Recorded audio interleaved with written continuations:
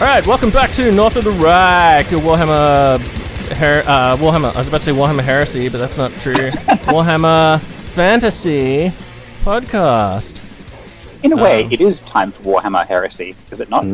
It's true. Is the heresy of Warhammer about to be? Yeah, maybe that is apt, because that does seem like what they're doing. Like the, what color are those books? Is it cyan? It's not cyan, is it? Is it? Sort of like dark teal, yeah. Teal? Or cerulean? Teal, cerulean? Those books are basically just like the black books from Heresy, right? Like, they've done it in exactly the same way. Like, a big fat rule book of 300 pages. Slightly differently, which I want to go into. But. Oh, okay. Well, I introduced the show. So what we're going to do today is quickly talk about the new shit. So The Old World is just about to come out. They've teased it for fucking ages. It's been years in the making. Maps and all this other shit's come out. The drip feed has been going. As anyone who knows me or has listened to this podcast channel knows, fucking I hate the drip feed. So the drip feed is fucking horseshit. Do not just like buy into the drip feed. However, what I have done there is I've just max crammed everything so that we can record this episode. Waited, and then just like drunk it all in. All the little yeah. When you had a full glass of drips. Yeah. I thought I had, it all added up to like probably a couple of big gulps. Because I went to, there's a website called, and I want to shout it out early, www.wargamer.com. Those dudes have a really good summary of what is going on, and rather than just like fucking like lose my mind about base sizes and all this other shit, I simply just like waited till now, read all the summaries, and it's fucking like seems pretty good. So, on the line, I've got Sean from Quartermaster. Hello. How are you, Sean? I'm well. Good. Oh, wait, in the Tower of Magic or whatever. And also on the line, we have Spence. How are you, Spence? Oh, very well, thank you.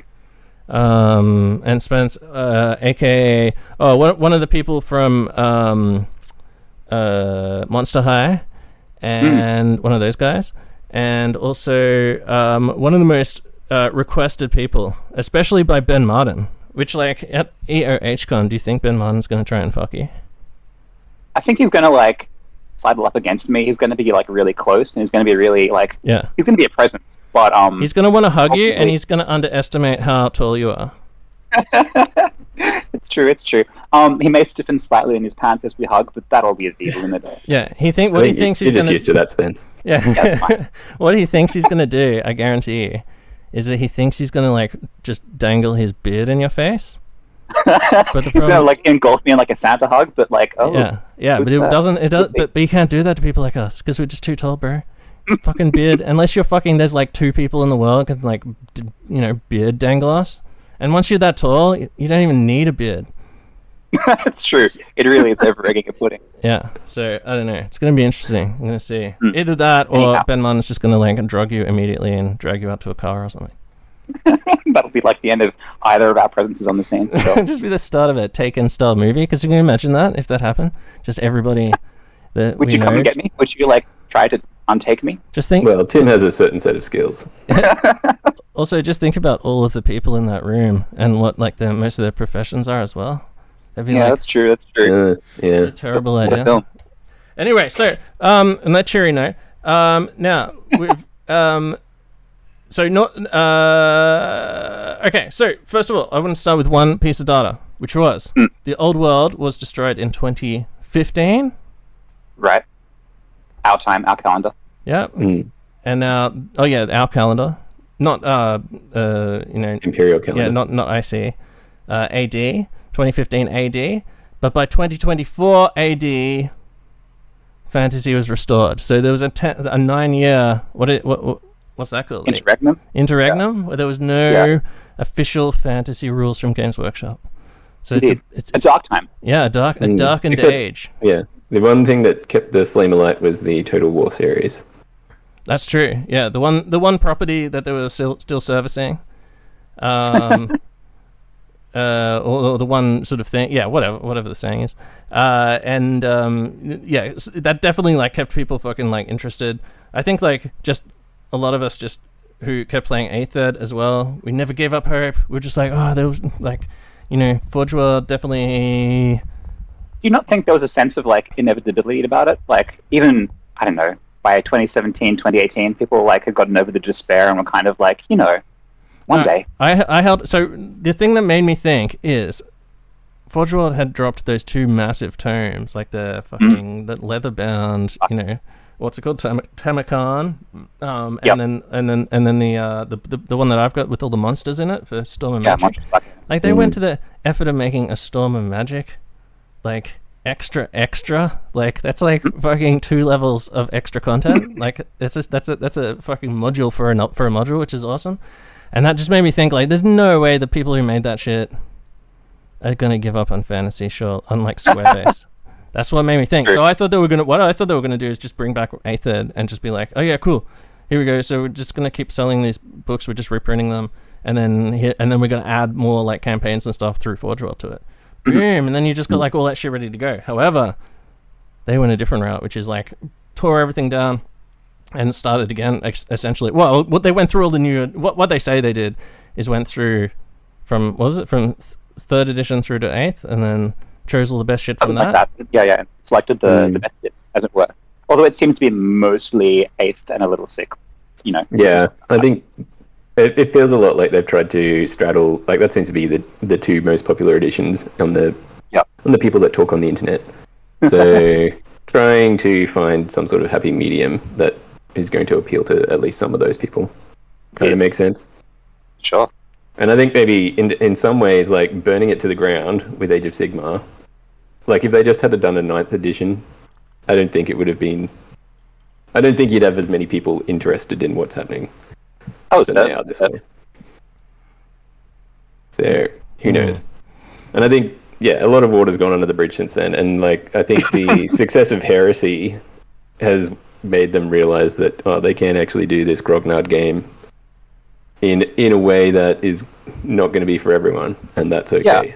Yeah. And in parallel with their sort of their normie games as well. So there's a for it for sure. Yeah. And think about how many people there are. Like just all the people we know from the fantasy days, where there was like hundreds of people playing, who just like who don't play Age of Sigmar.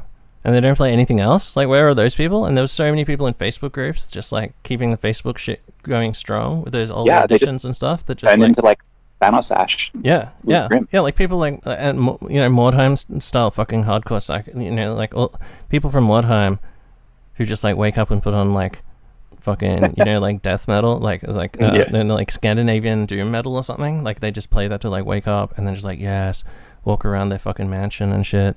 Moving their like little trays of miniatures, like those dudes. Those dudes have all just been waiting for the return of fantasy. So like, it's a huge way to shift fucking plastic, right? They're gonna sell the Total War like, games as well. Is like I think there's a lot of people that had no idea about Warhammer that have discovered it through Total War, and then they go on the internet and say, "Yeah, I want to play this game." Oh yeah, it's been dead for like a few years now. Yeah. Like that was just like leaving money on the table. Yeah. It was like, I bet the CA guys did not expect them to kill the world like 6 months after the video game came out. Yeah. Or it was 6 months before it even. I can't remember now. Yeah. It was definitely like such a crazy time. That's pretty funny. But at least it sort of you could soften the blur of losing the old world, I guess, by just continuing to play it endlessly on computer. And you can do that without having... You don't have to leave your fucking house. You can just sit in your mum's basement. You don't even need your cousin to come around, so you can play on your mum's kitchen table. Yeah, don't need to get out your own painted army. Yeah, don't need to paint fucking anything. So, I don't know. What I predict is that most of those people who are playing it on the computer... anyone who does consider like, oh yeah, I want to get into like the fucking tabletop version, they're probably people who already have models or have played at some point. You think there's going to be many new people who are going to be like, oh yeah, this Warhammer Total War? No, I think there are. Like I would see on Reddit there'd be people pop up going, oh yeah, I'm interested in learning more about this thing. Do you think it's people who played like medieval Total War and then like Shogun Total War, like shameful display, like?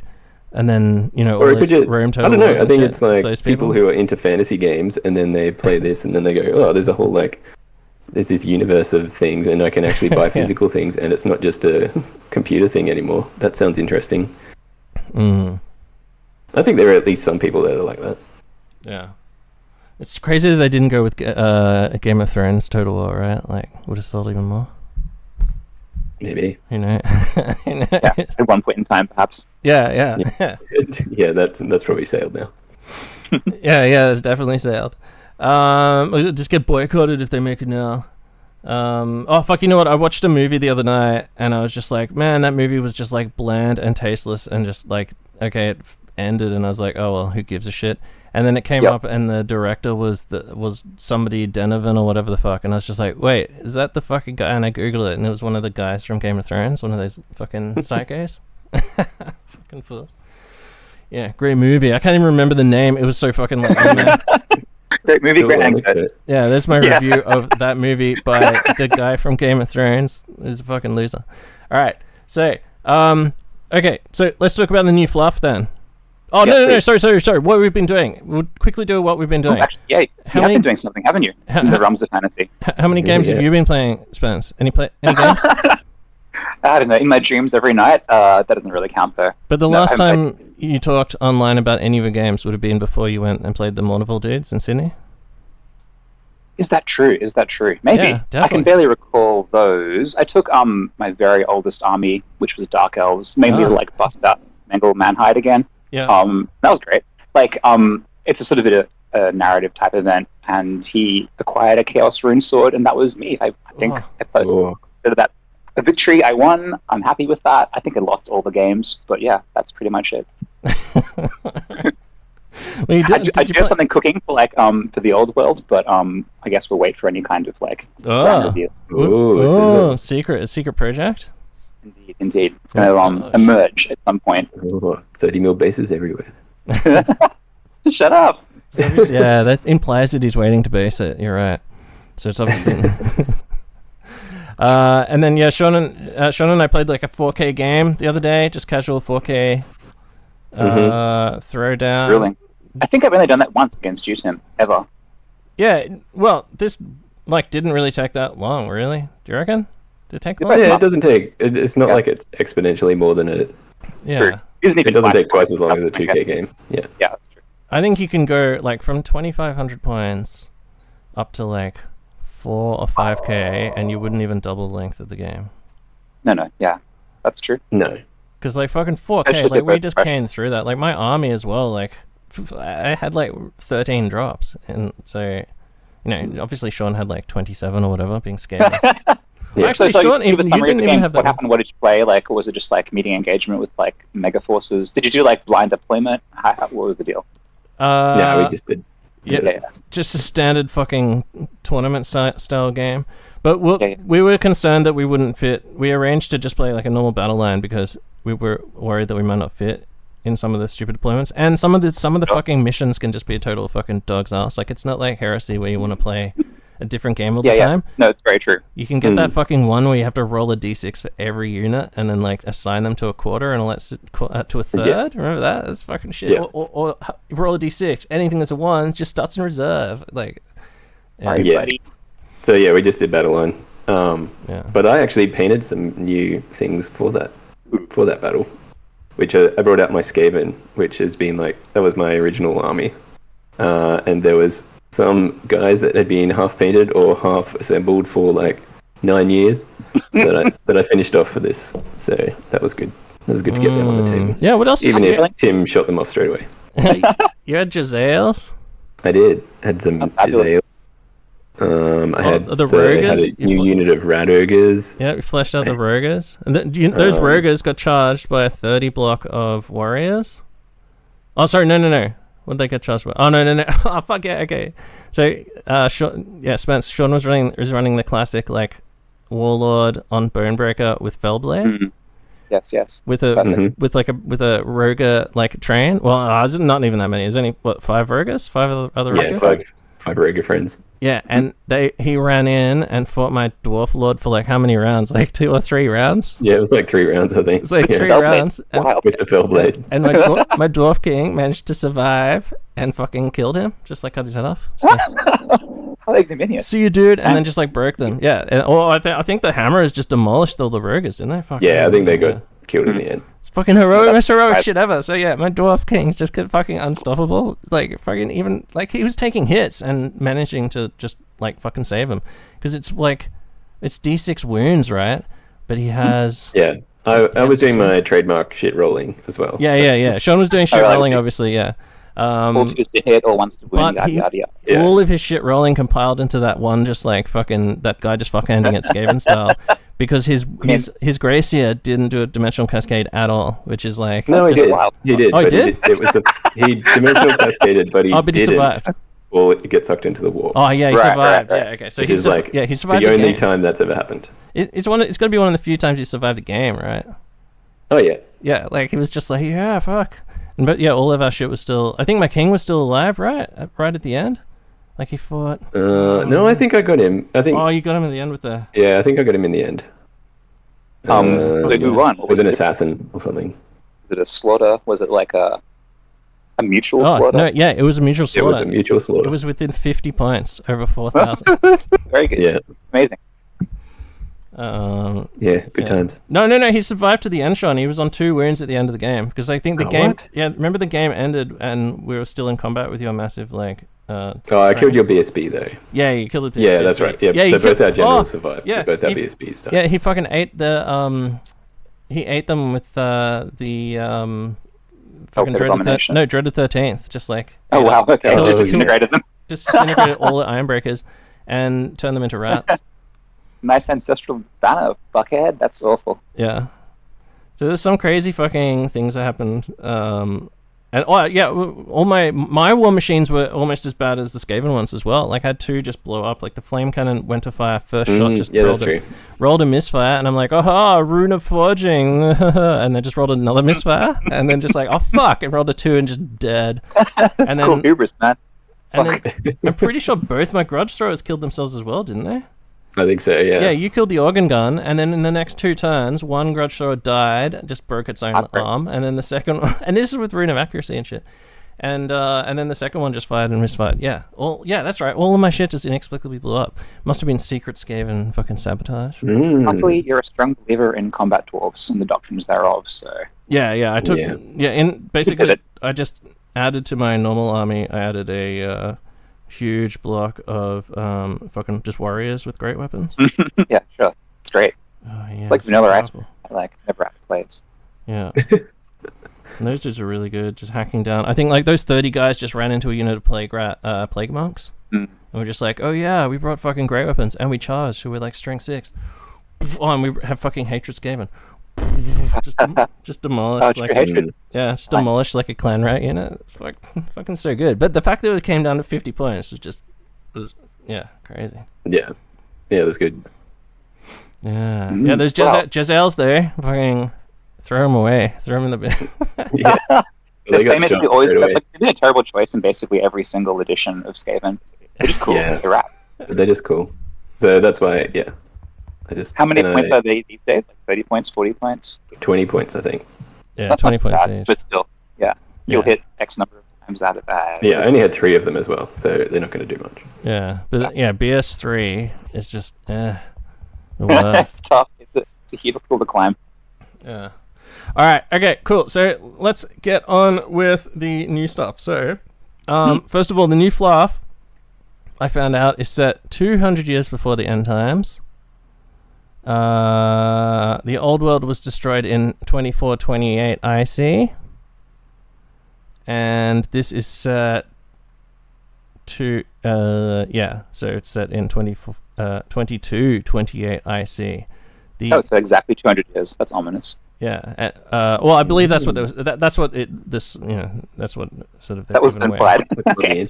A couple of hundred years. Yeah. That's fine. And the Chaos Invasion of Asavar Kal, which is like the big one where they take Prague and then turn it into a demon city and shit. Yeah. Yeah, that's in 2301 IC. So that's 70 years in the future. Yeah, so 70 years before the Great War of Chaos.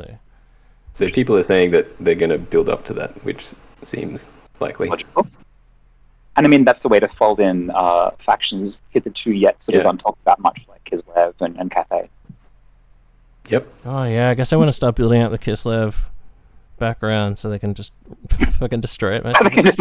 Yes, they can just roll them and be like, sorry, the faction no longer exists. I think that it would be interesting to like see how they do, like they're rolling out this with the Cetra's invasion of the old world. Mm-hmm. So it's Bretonnians versus Tomb Kings, and then whatever the next one will be, it'll probably be some matchup that makes sense in the story as well. Do either of you know much about Cetra's invasion of the old world, this grand event? I know nothing about it. I had a look up, and it's not listed as one of the events in the Tomb King timeline of the 8th edition book. So I don't know if they made it up, but... Yep.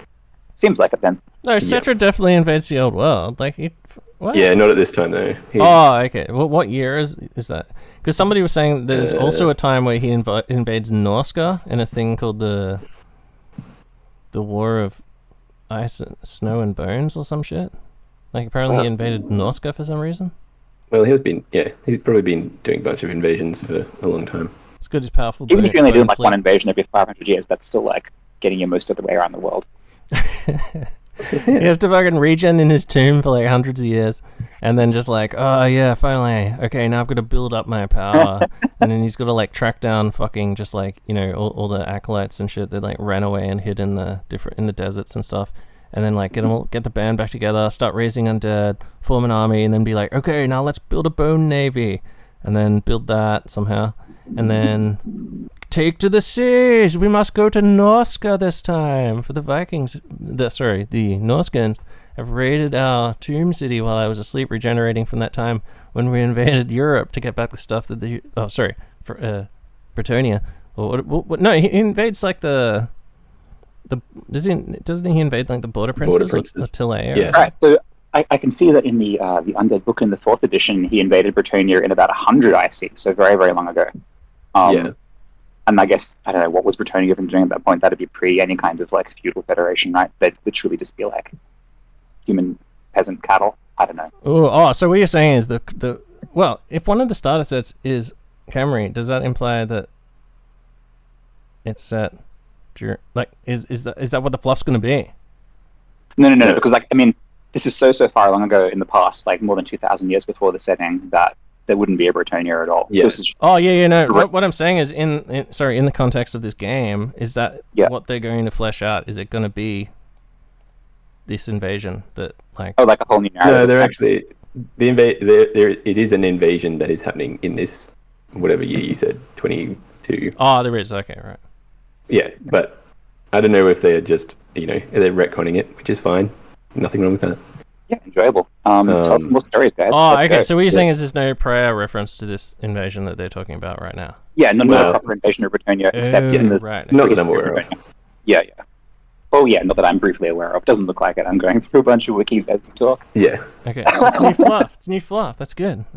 New fluff. It's great. It's a positive development. I'm pro retcon when it's done judiciously and with taste. Which me why too. Not? And the fluff is basically the same as why the Slan just rock up in the old world and just to get back shit that got robbed from their tombs. Exactly. Artifact retrieval. All these kind of. I mean, that's always been a justification for why Tomb Kings show up in the old world. Yeah. It's just that now that the proper storyline invasion which is happening. Well, so the last event on the 8th edition Tomb Kings timeline is 2522 to present. Cetra the Imperishable embarks upon his great purge and begins a new age of conquest, seeking to enlarge his realm to encompass the entire world. So, it's not this time, though. This is a different time. A separate time of expansion and greatness. Okay, cool. Oh, that's cool. Just reboot their fluff to like make it make sense. It makes sense, I guess. Like, yeah, I'm fine with it. Whatever. He's either sleeping or raiding. Like, they should be more active, if anything. Like, why is he only raided like once in 2,000 years? That's horseshit. It's fucking undead. Like, how long does it take him to regen? He should just be like, well, why is he even dying in the first place? Like, he's fucking like an insane powerful mummy.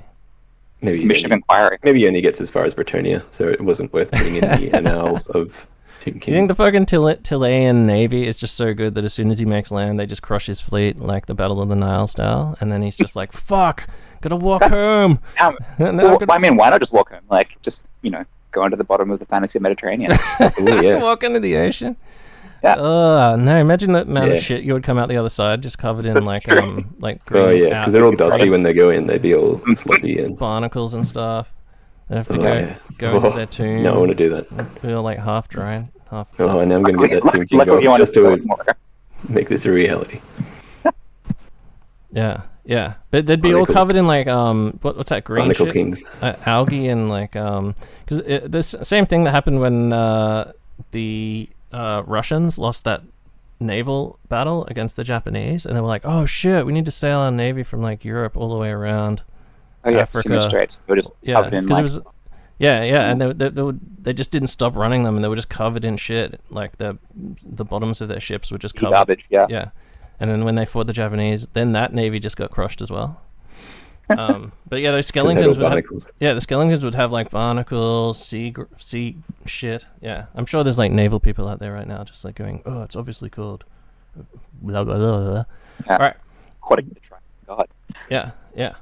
Okay, so I was just gonna look at a map and see if there was actually like there's a map of the old world. They keep posting. At theoldworld.com, right? Yeah, theoldworld.com. This map's really cool. How far would they actually have to walk? Well, it's like fantasy Mediterranean, right? So it's a fair way. But they'd be underwater like I guess like sea elves aren't in that setting. All right, from aren't they? Capital from years there, aren't they?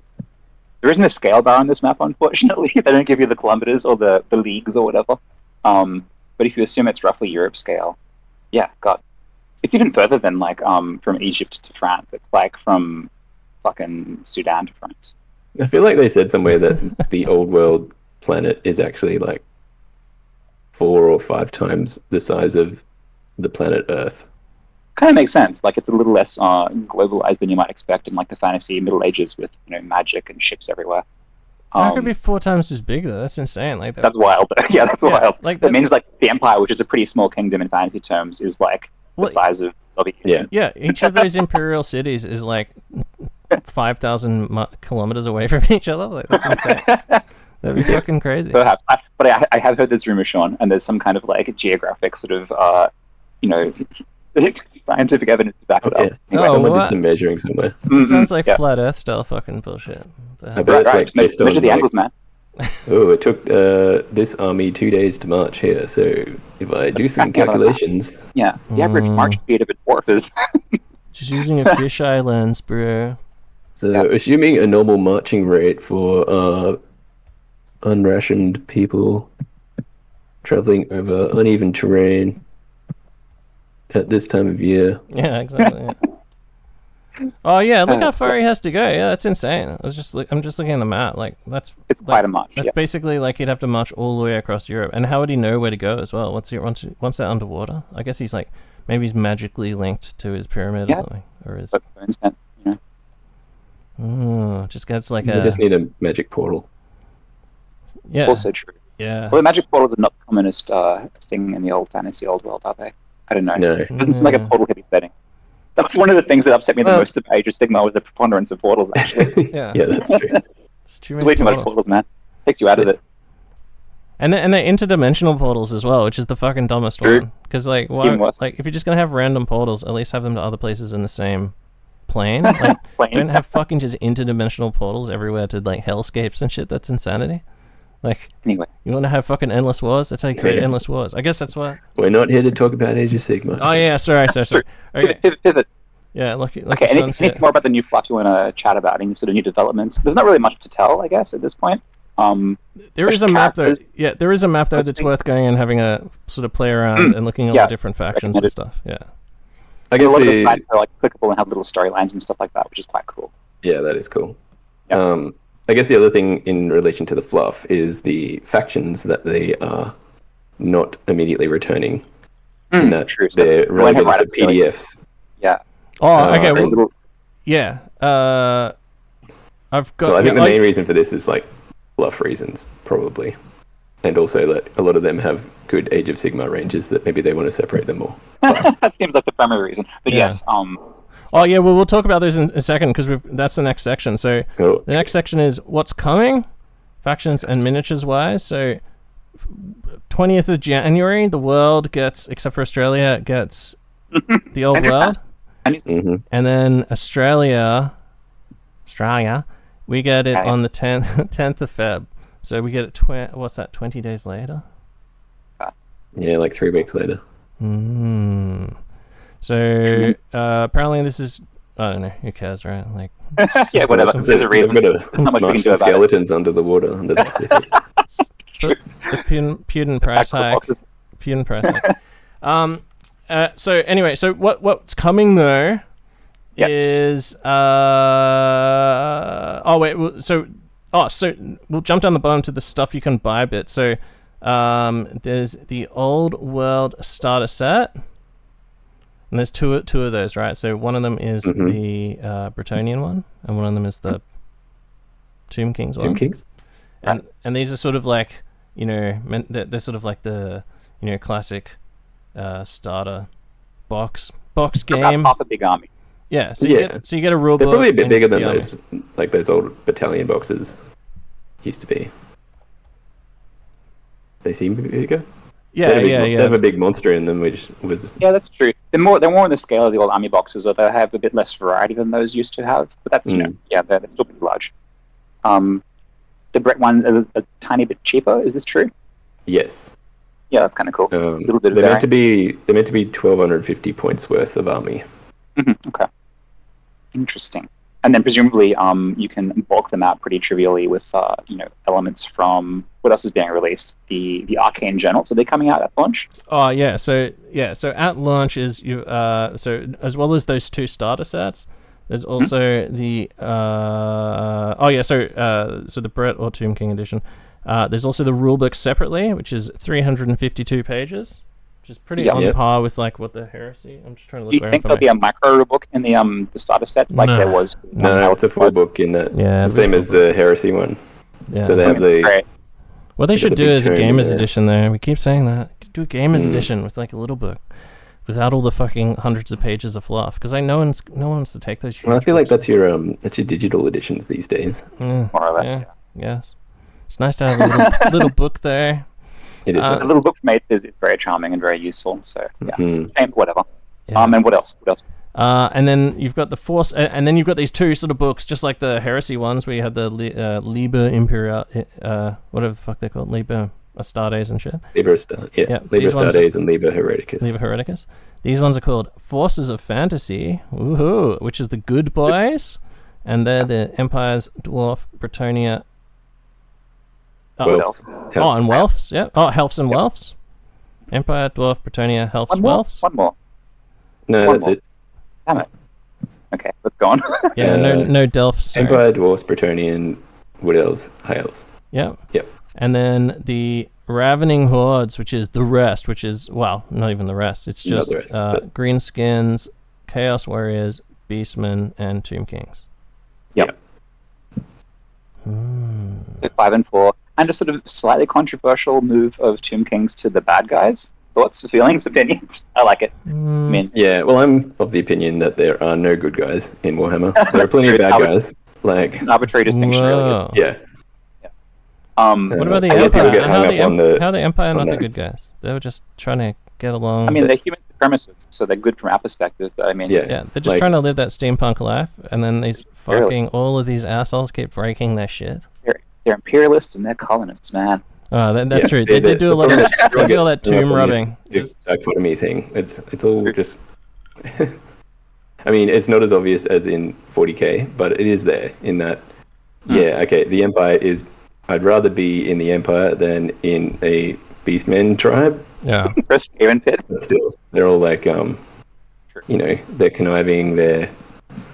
Yeah, it's like the Holy Roman Empire during the 30 Years' War, except like 10 times worse in a lot of ways, with magic and like demons and shit. So, I think the High Elves are the ultimate. Like, they look like they're really good guys, but they're actually like all xenophobic, like anarchists. So. Yeah, it's always elves that cause problems.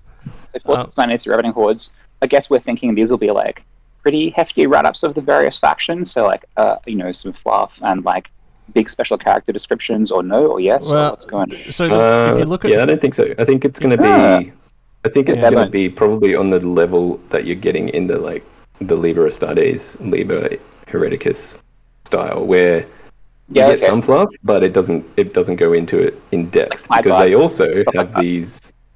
What are they called? Arcane journals. Arcane journals, where I think they'll go into that level of fluff about it. Have they sort of revealed how big and fat the arcane journals are? Are they like a little shitty, 32-page comic, or are they what the fuck's an arcane journal? I don't even know what you're talking about. That's crazy. How do you they are smaller. Hang on, let's see if they say it. Are we talking pamphlets or novellas or? They're more than pamphlets. They might be soft. Softbacks, like softback codex. Yeah, they're paperback. They're paperback ones. Cool. So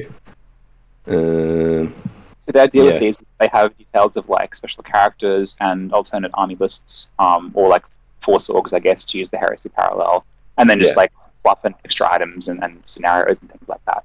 Yeah. So I think the thing I like about this setup is that, I mean, on the one, the thing that isn't great is that you got to buy 3 different books now. But which is wild. But that's I think I like it how it's sort of Oh, hey, I've got spice on. Oh, sorry, spice. I've got fucking info on these arcane journals. Okay, dish. So, a person on Reddit 4 days ago said. So based on the video provided with the Sunday article, the new arcane journal will include rules for special characters: the Green Knight, Sir Cecil Gaston, Lady Elise Ducard, who we've seen the model for, additional character. Outcast wizards, probably similar to an Empire wizard. Additional units: Yeoman Guard, Border Prince's Brigands, Border Prince's Bombard. And then additional magic items, although it's unclear if these magic items are only for Exiles or Crusade, or if they can be used by any Brett army. Whoa, that's fucking crazy. Yeah, so that's what I really like it, because you sort of get the basic, your vanilla faction in that book, but you also get vanilla factions of a bunch of your other friends, which is great because of the way the list building works now, and you can take allies and stuff. Well, I'm using several. But then if you want to drill down on your favorite faction, you get the Arcane Journal, and that gives you extra unlocks, DLC stuff. Yeah, if it isn't your taste, that's fine. Play vanilla. Who cares? Yeah. Maybe you can combine multiple arcane journals too. Just say I'm running a 5-journal army. Well, that's right. And that's what I'm going to do. They can use the arcane journals as a model for campaigns and scenarios, like Storm of Chaos. Same kind of principle, basically. You just do it for more armies than one at once. You know what I mean? Hey, the arcane. So Lady Elise Ducard, she's the fucking that shit hot model on the unicorn. Mm-hmm.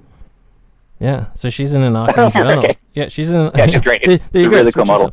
Yeah, she's in an arcane journal. She's not in these lists. So well, yeah. So I think a lot of there's also the separation into resin, what was historically Forge World resin models and I think that's going to be for some of these more some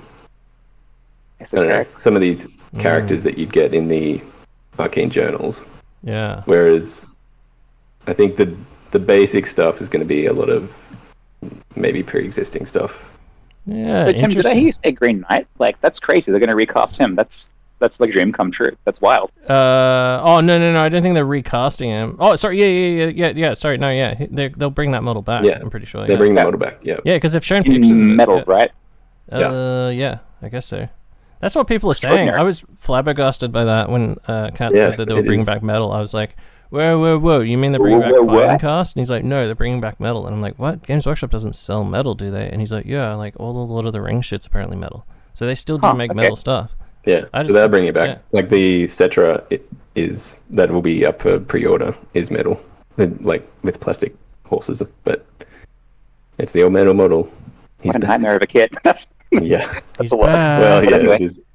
That is going to be funny. But at least he's on a 30 by 60 mil base or whatever he's on now. Yeah. Cetra. Oh, he's on a mega chariot base, no? Oh, Cetra. Yeah. Cetra should be insane. Yeah. Mm-hmm. Yeah, because he's probably on a sideways. He's probably on an Arachnarok spot. Yeah, a Spence combine harvest base, whatever they're called. Yeah, that's interesting. So there is models for some of these, but something like the Yeoman. Well, how do you say Yeoman? Yeoman. Yeoman. Yeoman. Yeoman. Yep. Jesus. Yo, man. Yeoman. Yo, man. Like these Border Prince's Brigands, this Border Prince's Bombard, presumably, do you think they're gonna get models? Or do you think they're gonna be a resin conversion kit for the things like kit that's coming back? It seems like no, right? The Border King's Bombard, that's like a shout out to like the old Bretonian Bombards of like editions of the Misty Past. You think there'll be a model and I doubt they're gonna recast anything that distant. No, they won't recast that, but they might have a new one. I feel like it's possible, and they're like, it's entirely. Maybe they want to do that, but there's also a bunch of units in Heresy that don't have models, right? And we're still... The advice I guess that's would be just like use an Empire mortar or whatever and be like... Yeah. But why add those into like an Arcane Journal then? Just because it's awesome. Just conversion potential. Okay, all right. Man, like... Sorry, maybe I'm being too cynical because it just seems like everything has to have rules. Okay, all right. So, what were we up to? Oh yeah, so we're talking about the core factions. Another big one is... I'll tell you what they'll do for those brigands is they'll have like a picture of like, hey, here's how to make him. You have to buy 2 kits and fashion together. Good point. It'll be like Lumberman plus some other shit. That's what they used to do in the old days, right? Say, hey, want these cool models? Well, we bought a Chaos Space Marine box and a Space Wolf box, and we get 1 unit for the price of 2. Everyone's a winner. Yeah, I don't know. I can foresee them having like a resin just head swap kit like they do for Necromunda. Sure. Yeah, they could do that too. Boom, like that's an easy product to do, right? Just sculpt some extra heads. Fucking charge that's true. But that's the same thing, where like you can perfectly run your Necromunda gang in the Ash Waste without getting that box of like conversion kit. But you can also buy this conversion kit too. Exactly. Great. Make it cool. Yeah. So I think that's what they'll do something like that where there's potential to kit bash or like convert or 3D print something cool. Whoa. But they're not going to tell you to go and 3D print something, obviously. But they're going to have a cool unit that everyone's going to go, oh yeah. Yeah. Here's a character. Go 3D print your own from some online guy. Yeah. Okay, so those are the ones that are in Empire, Dwarfs, Bretonia, Helfs, and Welfs as the good guys. There's 5 of them. 3 bad guys, Greenskins, Chaos Warriors, Beastmen, or 4 bad guys with the Tomb Kings if you count. If you go subscribe to Sean's theory that everyone... Well, they did go out of their way in one of the Warhammer community.com articles recently with one guy just like ranting for 3 paragraphs about why the Tomb Kings are evil. Oh, truly, an official Games Workshop site. That's wild. Yeah, it was like, okay, dude, we get that you need to pigeonhole them, but like, let's move on. They're just skeletons, man. Skeletons are always evil. That's heuristic. So from those 9, obviously, like, but Tim, there was fucking like more than 13 factions or something back in. Should I have a freak out right now? Where are the lizardmen? I'm gonna cry. Yeah, you didn't mention my particular faction, such as Vampire Counts or Delphs or Skelfs or whatever. Now, there's a thing called, don't worry though, because there's a thing called Legacy Factions. So, sexy Legacy Factions. Yeah. Now, as soon as I heard that, I was like, oh man, I cannot wait to see, just like Fantasy Grognards coming to terms with how Legacy PDFs are going to drop, like they did for Heresy. Where it's just like intermittent. Intermittent, random, Surely they have to come as a batch, otherwise, like. Yeah. The frustration. The just the base size thing is still like literally every couple of days people are still fucking losing their minds about that shit. Just give us a base size PDF. Yeah, like this fucking just people going, oh, is this Skaven list out yet? For like 18 months? Like, can you imagine it? Yeah. So is it ready yet? Is it happening? No, that's true. So what I did is I dug around to find if there was any information on what the fuck's going on. And I found this quote. That says, these legacy factions... the legacy factions are Dark Elves, Skaven, Vampire Counts, Demons, Ogres, Lizardmen, Chaos Dwarfs. So, if it's not on that list, or the list we just read up before, it ain't in the game. So, no Kislev... Oh, sorry. There is another section after this, but we're just talking about legacy. So, this is the quote. These legacy faction army lists will be made available for free as PDFs as a service to fans who have these classic armies on their shelf. So they can still bring them to battle for old time's sake. We don't plan to publish rules for Warhammer Age of Sigmar miniatures, except for those units that were part of the game and setting during the final edition of Warhammer Fantasy Battles. So, sounds like... But no fish elves, is what you're saying. Yes. I like the fish elf. Yeah, no They're pretty cool aesthetic. No Dark Elf Snake Women. Right.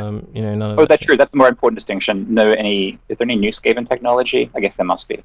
No, but there are new Skaven models, so that's fine. You can. So there's like a dude with a Doom rocket now, and there's like, some cool assassins. Yeah, there's lots of assassins, gutter runner style dudes, and stuff like that. I guess some of the more esoteric Age of Sigmar vampire stuff won't port across. Although there's lots of substitutions you can make, and then you can figure things out. So the wording there is, these legacy faction lists will be made available for free as PDFs as a service to fans. Blah blah blah blah blah blah. There's no timeline on that. So will be made available. Sure. Will be made available. Now I've heard some people say launch that they'll all be available at launch, which I don't know. Optimistic, but we'll see. I think that at launch can also mean like within a month of launch. True. Yeah, maybe they wait a month. Maybe they drop them. They fish them out like once a month for a few months or something like that. But like, man, the nagging is going to be insane. I think it makes sense just for sales' sake to like just do the initial like product launch and then relatively after, but not at the same time.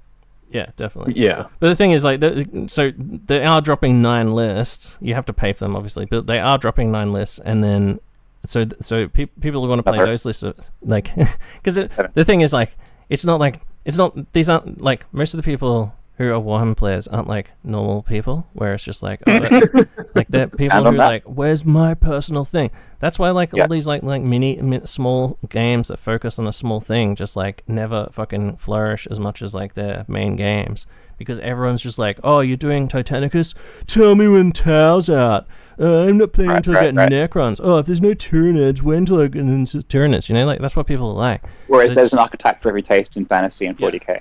Yeah. So I don't know.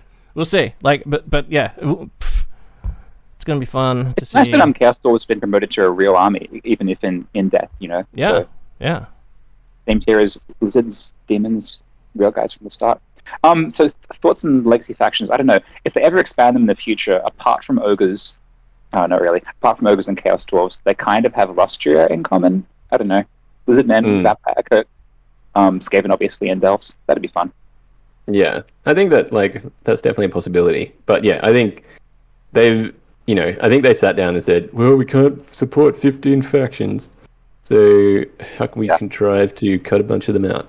Well, they literally use the term so they can still bring them to the battle for old time's sake. Like, that's pretty minimizing, isn't it? That's pretty an omen. I guess you can bring your fucking vampires if you want, but like everyone knows that Warhammer's all about fucking Bretonia and dwarfs now. Like, I'm optimistic looking at the way the heresy scene's working, in that if they drop these PDFs and they're crap, we'll just like make our own shit up and use that, and that'll be fine. I mean, if they have at least the level of effort as like the Imperialist militia lists, that's fine, I think, as long as they cover all the models that are available. I'm content with that. Yeah, so I think they've definitely like said, well, let's cut a bunch of these out. Most of them, in fact, I think all of them, their model ranges are like kind of flourishing in Age of Sigmar. Yep. Sure. Maybe not ogres, because it seems like ogres are really cheap on eBay, so they must be shit in Age of Sigmar. But they're available. But it feels like it feels like ogres would be an obvious choice, since we've got mercenaries coming. They're probably still around in this timeline. You could bring them out for old time's sake. For old time's sake. Sweet. I mean, for old time's sake, you can drag them out. But there's all, contrivances like, oh yeah, the Skaven are involved in the Civil War, so you just don't see them. That's fine. And the vampire counts, they're there, but they're not. It was always an insane feat for like the great campaigns of the past, like Storm of Magic, Storm of Chaos, to sort of have a rationale for literally every single faction having some reason to fight over something. Or Albion, like, come on, man. Yeah, and that's why they just drove their fluff into a wall, because they just couldn't fucking, like, every single thing had to fucking have everyone there, like even like the battle, like the Armageddon, like what? Like Second it's Battle truly of wild. Armageddon, like the orcs, classic orcs versus Imperial, but like, oh, also there was other guys hanging out, you know, like what? Yeah. Fucking. So even though like there's a bunch of our armies on this list of legacy factions that we like to play, yeah. I don't mind, because if it means that cutting down all the factions so that they can make the rest of them good. Don't we all have one army on the core factions, one army on the legacy factions? That's pretty funny. Yeah, we do. So that works. Is there anyone we know who's totally cuckolded by this? I don't know anyone who's only. I'm sure, and there must be. Like, there must be. Well, some people only have one army as well. Tom from Monocle only has Skavens, for example. But I mean, like, people like in our immediate friends group, like I think in our intimate circle. Yeah, like I think everyone's got either a core faction or I think everyone's got either. Anyone that's got two seems. Anyone that's got these two armies. No, I agree. 2 out of 3 of mine are in there. Yeah, lucky they got Beastman in there. Michael would have been fucked because like, he's still got his Beastman army. No riders in his chariot still. Yeah. Still winning best painted even with no riders in his fucking chariots. Bullshit. So I'm sure he's glad that the Beastman made it into the core faction. But yeah, interesting times. It'll be interesting to see how that sort of like plays out, because So you hinted, Tim, at the third category of armies? Yeah, so there's also, we've had core, legacy, there's also unknown, but announced, brackets but announced. What's going on? So if you remember right at the start when they were like, hey, we're going to fucking bring the old world back, and you're going to pay for it. Yeah. Kislev was like a big thing. Remember they showed all those like cartoon style like Kislev guys with like ice axes or whatever, and the bear riders. Yeah. Oh look, we got all this concept art from Total War 3, and it's totally for our new tabletop game that we're making. Just released coincidentally. So now I read a thing on the internet that said with great authority that Games Workshop, basically when they went to make Warhammer Total War 3, they were like, they told Games Workshop, we'll add all your factions in, and we want more factions, we're hungry for them, we're hungry for the factions. And Games Workshop, they've been reduced to doing like Vampire Coast as a separate faction, which is like fine, but that's straight in the barrel. Yeah, exactly, They're so great. They're like one of my favorite factions now. They hungered for fucking like more Eastern fucking conflicts, like the the Cathans and stuff. And this person said, and they said it with great authority. I've got no authority. Like I didn't track it down. I have no idea. Did you say rhetoric? Yeah, go on. I didn't use he said that Games Workshop wrote rules for Kislev and Grand Cathay, specifically to balance them with the other armies from 8th edition, and then gave those rules to them so that they would know how to, program their shit. Toughness 5, strength 3, oh my god, dog riders, and blah blah blah, and just to give them units and stuff and an idea of what to do, because like obviously they just pulled out the army books and like, these guys are meant to be tough, make them tough, like whatever. And that's what this person said. Yeah, they did say that was on like a Warhammer. Yeah, so if that's the case, it wouldn't be hard for them to just adapt those lists. Because all they're going to do is adapt the list from 8th Ed, right? They're not like going, okay, now time to write dwarfs. Well, someone even 0-1. What should they have? Largely based on the available range at the end of 8th, right? So what was in print then is largely able to get brought back. So that's basically what the lists will comprise, you'd think? Yeah, so someone even pointed out they had like a screenshot of like questing knights, I think, and even the points cost was the same from the Grey Knights are exactly the same. Grey Knights, that's it. Yeah. So really? Cool. That's fine with me. Yeah, so presumably that's what the unknown but announced. So whatever. Like I'm not saying there's a Grand Cathay army coming, but maybe there is a Grand Cathay army coming. Kislev is on their thing. We all know that Kislev, they want to build Kislev up, right? So that we can have because it's a sort of the primary area where like the war against chaos like comes to a head with what is it, Magnus the Pierce and whatever the fuck else. So yeah, that'll be interesting to see how that plays out as well. Like if they're just gonna suddenly drop like a arcane journal that just adds like fucking 3 extra Kislev units to the Empire list, or are they gonna drop like a whole fucking tome that's like, like we don't even know how they're gonna do it. Maybe they'll do it Necromunda style, where every quarter you get a hardcover, or Heresy style. Could be like could be Tamakan style, where it's like an army list folded into a giant campaign update. Yeah, that's true. Yeah, maybe the Empire has a war with Kislev, and then and that black book basically has the full Kislev list, and some extra Empire units, and a whole bunch of fluff. That's what they do for Heresy, right? Like, basically, that'd be easy to do. But I think at this point, far in the future, right? You're thinking not before 2020 kind of stuff. Yeah. Yeah. I'm thinking like soonish, right? Like surely, if they were showing more pictures of the Kislev stuff, right? Aren't they? I think it's going to take them. I think it's going to take them at least 6 months to roll out. Yeah. What if the launch is a complete failure? Nobody buys it. It just collapses. All this speculation for nothing. Yeah. Putin, you raised the prices too high. Exactly. Yeah. So it could be interesting though if we just wildly speculated and said, "Hey, Kislev and Grand Cathay, but why not fucking like legacy factions?" I don't know. Seems very interesting. I would say that I don't know. It seems crazy that they would just drop these legacy lists that are just like for old time's sake, and then never ever go back to it. Exactly. Yeah. Exactly. Surely, like I reckon every quarter you'll get I don't know. Maybe every quarter. Necromunda. They just for Necromunda, and I don't know how big the Necromunda team is. I'm assuming the Warhammer Fantasy team is bigger, but that's just a total assumption, right? But like you would think that like if Necromunda they were dropping like a book every single quarter for like many quarters in a row, and it was interrupted by fucking COVID and all that other shit. But you need very few boxes of miniatures. Exactly, like the release burden is a lot more intense for an entire fantasy faction. Although, as you say, a lot of them are like AOS models that exist currently. Yeah, true. They might not have the sheer plastic to like back up a quarterly. No, I reckon they can do quarterly. I don't know. Yeah, I don't know. I feel like they want to make a clean cut with some of these factions. Say, well, they're AOS factions now. Yeah. Really? Like Demons? You think will be forever an AOS thing or something? That's really? Well, like maybe Demons is the exception because Demons is like in everything, right?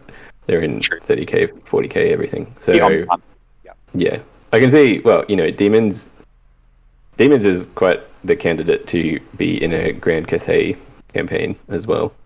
Certainly.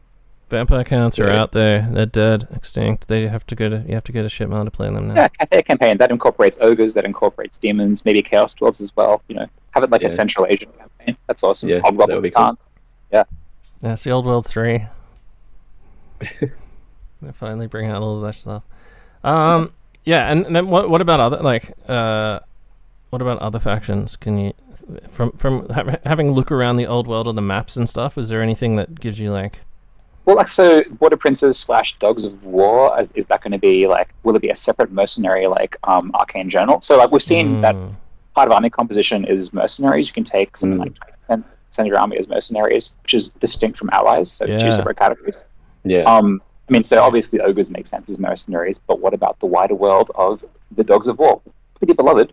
That'd be cool.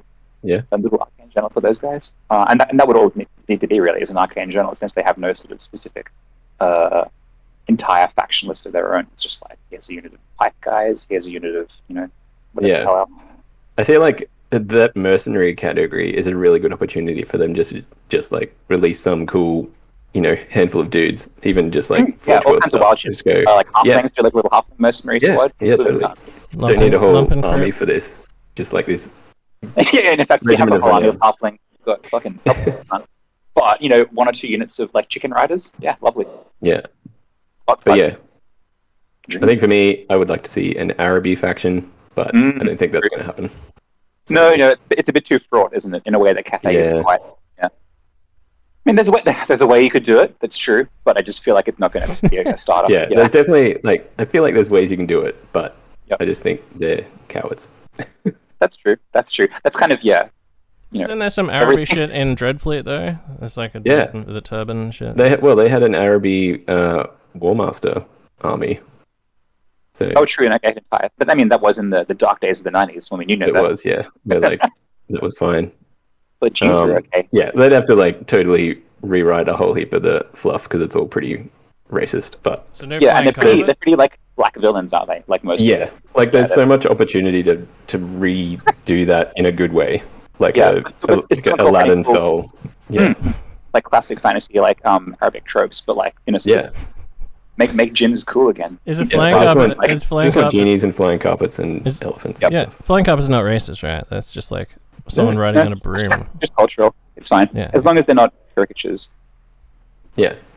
Yeah. So they might still be in the game. Arabian flying carpet, 50 points. Was it 50 points? There's only 50, right? The item. Yeah. Oh yeah. Yeah. Yeah. So Araby as a thing still exists in the fluff. Arabian puzzle box as well. Is it on the map? Like, can you see little towns that are marked as being? There was one. Let me have a look. Where is it in relation to the camera? It's like between. Oh no, it's on the other side of the coast. Oh yeah, I gotcha. It's like Algeria. The oasis of 1,001 camels. Okay, well. Yeah. The great desert of Araby. Right. Oh wow, it's truly desolate. It's basically Algeria. Okay. Yeah. So there's like, in Total War, there's a couple of cities. Yeah, it's not like Fantasy Baghdad or something. No, it's like there's Fantasy Baghdad is basically just you transition directly to like the Plane of Bones and like Plane of Zar and like or stuff. As you like, it's like Fantasy Levant and then like Fantasy Georgia, and then it's just like Fantasy Baghdad might be like where Nagash lives. No, Sour Lake and all that area. Al-Khazadar. Isn't that just like a hellscape? That's like actually Egypt, isn't it? Or is that Persia? That's like Fantasy Persia. I think the analog. The Black Pyramid. I think there's just no like there's no actual like Middle East area on the map, right? Like, no, it's true. Like there isn't like a proper fantasy like there's no Levant. Like the big difference. Yeah, they did like every Mediterranean, but they just went like no Holy Land. Well, the Levant's like the Badlands. Don't worry about it. Really. Yeah, it is like the Dragonback Mountains, the Badlands. But yeah, it doesn't have the same balance as the Holy Land. It isn't like full of no sacred sites. It's a dog. That's basically it. Yeah. Fine, that's great. Although, hang on, how about this suspicious? The Citadel of Myrmidia in the Holy Land. That's about it gets to me. I'm particularly religious. I like the Badlands area. I think like that's a cool area just to like have, because I think that like that's the actual story in the box, right? Is it's his invasion of the Badlands. He's not. That makes sense. Like a Bretonnian sort of questing force being like, "We'll stop you here before you get too much closer." Yeah, we don't want you in the border princes. Yeah, we don't want you in the border princes, brah. Get out of here. Yeah. There's some cool like dwarf sort of fastnesses nearby as well, which is rad. Like, be classic. I can't wait to read the fluff actually, just to see how it's how Barak Var is like Istanbul. Yeah, it is, isn't it? Hopefully they list a bunch of like classic battles and like huge mega fights with like Empire and dwarfs and Bretonnians all like teeing off on the scum races and stuff. That'd be cool. So you see there's like a beastman lair like deep in the mountains around a bunch of dwarf holds. That's interesting. Mountain beast. Oh yeah, Citadel of Myrmidia. Yeah. So that's the like Spanish version of Sigmar essentially. Yeah, right. Sort of a sun goddess. Yeah, she's like her favorite animals are griffins and lions, and she's a goddess of war. Wow, true differentiation. Ooh, yes, so those are the factions. Sounds pretty cool. I think I don't know what's the conclusion. The legacy faction thing, as long as it isn't executed like the AOS launch, for instance. Yeah, that's okay. That's cool. No worries, guys. As long as all the units are there, then how bad could it possibly be? And as you say, Sean, worst case scenario, we'll just rather and fucking rules. Like, yeah, exactly. You're not the boss of me, Dad. Like that. Yeah, that's what this 9 years has trained us to do. Exactly. Yeah. We don't give a fuck. We can look after ourselves. Thanks very much. Indeed. Sure. So, what next? All right. So next on the list is some like rules drip speculation and things like that. So, So first of all, we've got like the different turn sequences. So these have mostly been spoiled by that series of articles on Warhammer Online. Exactly. Yeah. If you're someone who's just like, if you're someone else who hates the fucking just having to hear about everything third person. Oh, sorry, fourth or fifth person. Now you can hear about it third person from us. We've got, and we're rounding it all up into, but we're compressing it into like one just like hour and a half or something. So you don't have to fucking just like catch up on it bit by bit.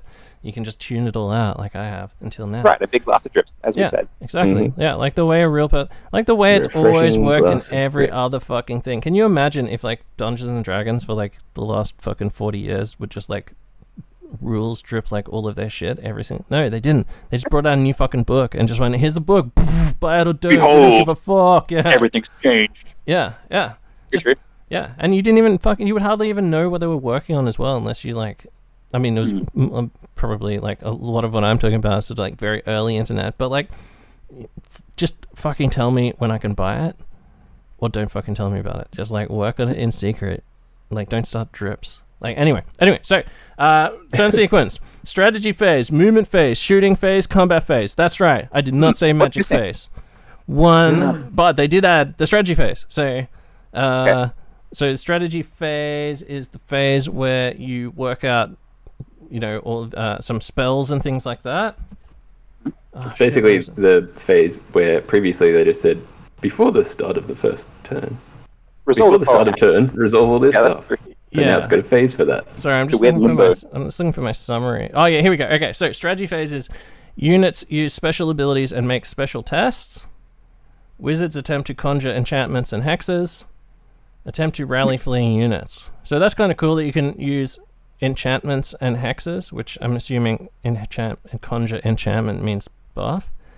So right, you can that makes it a lot simpler to do things like cast a spell that rallies your dudes. You know, like Light of Battle or whatever it was. That was always a bit awkward to try and work it with like, when you deploy it. So it was like Speed of Light or something that like made your unit double move, but you cast it in the fucking magic phase which after came after they moved. So you had to cast it on them in the magic phase so the next turn.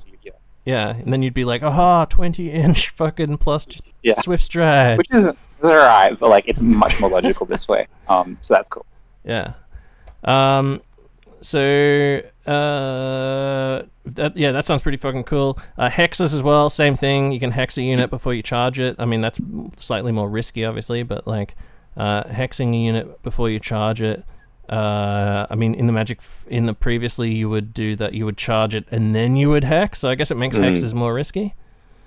If it's I mean, it might not come to fruition, but that's always been kind of a risk with hexes. But I mean, the same thing's the case where you can get the hex off and then fail the charge. So so they've just changed the buffs. Yeah, they've basically changed buffs and enchantments around to make enchantments better. Hexes slightly not as better. Or slightly more risky or whatever. But still. Kind of a wash. Attempting to rally fleeing units as well, so that's cool. It doesn't say compulsory move though, but this is a drip feed. That still takes place at the start of movement phase, like it kind of used to. Yeah, and we should say this is the drip feed. Like we waited until one of the last possible moments. It's coming out in like a week or so. Maybe there's a drip that we didn't catch, or that they didn't drip out, that didn't get all the way out of the cup. That actually says also compulsory movement, or maybe compulsory movement isn't even in the fucking game anymore. Okay, so RIP compulsory movement. Anyway, that's the thing about drip rules is that sometimes they seem wild or illogical or strange in isolation, but wait and see. But until then, here we go. I could have read like two sentences down. Yeah, movement phase, declare charges and reactions, move charging units, compulsory movement. Remaining moves and conveyance spells. So compulsory movement and movement phase. Okay. Conveyance spells, that's like portals, things like that. Yep. Portals. Summon a flying carpet. True. Interesting. And then in the notes too, guys, I posted there's a link just above this section as well.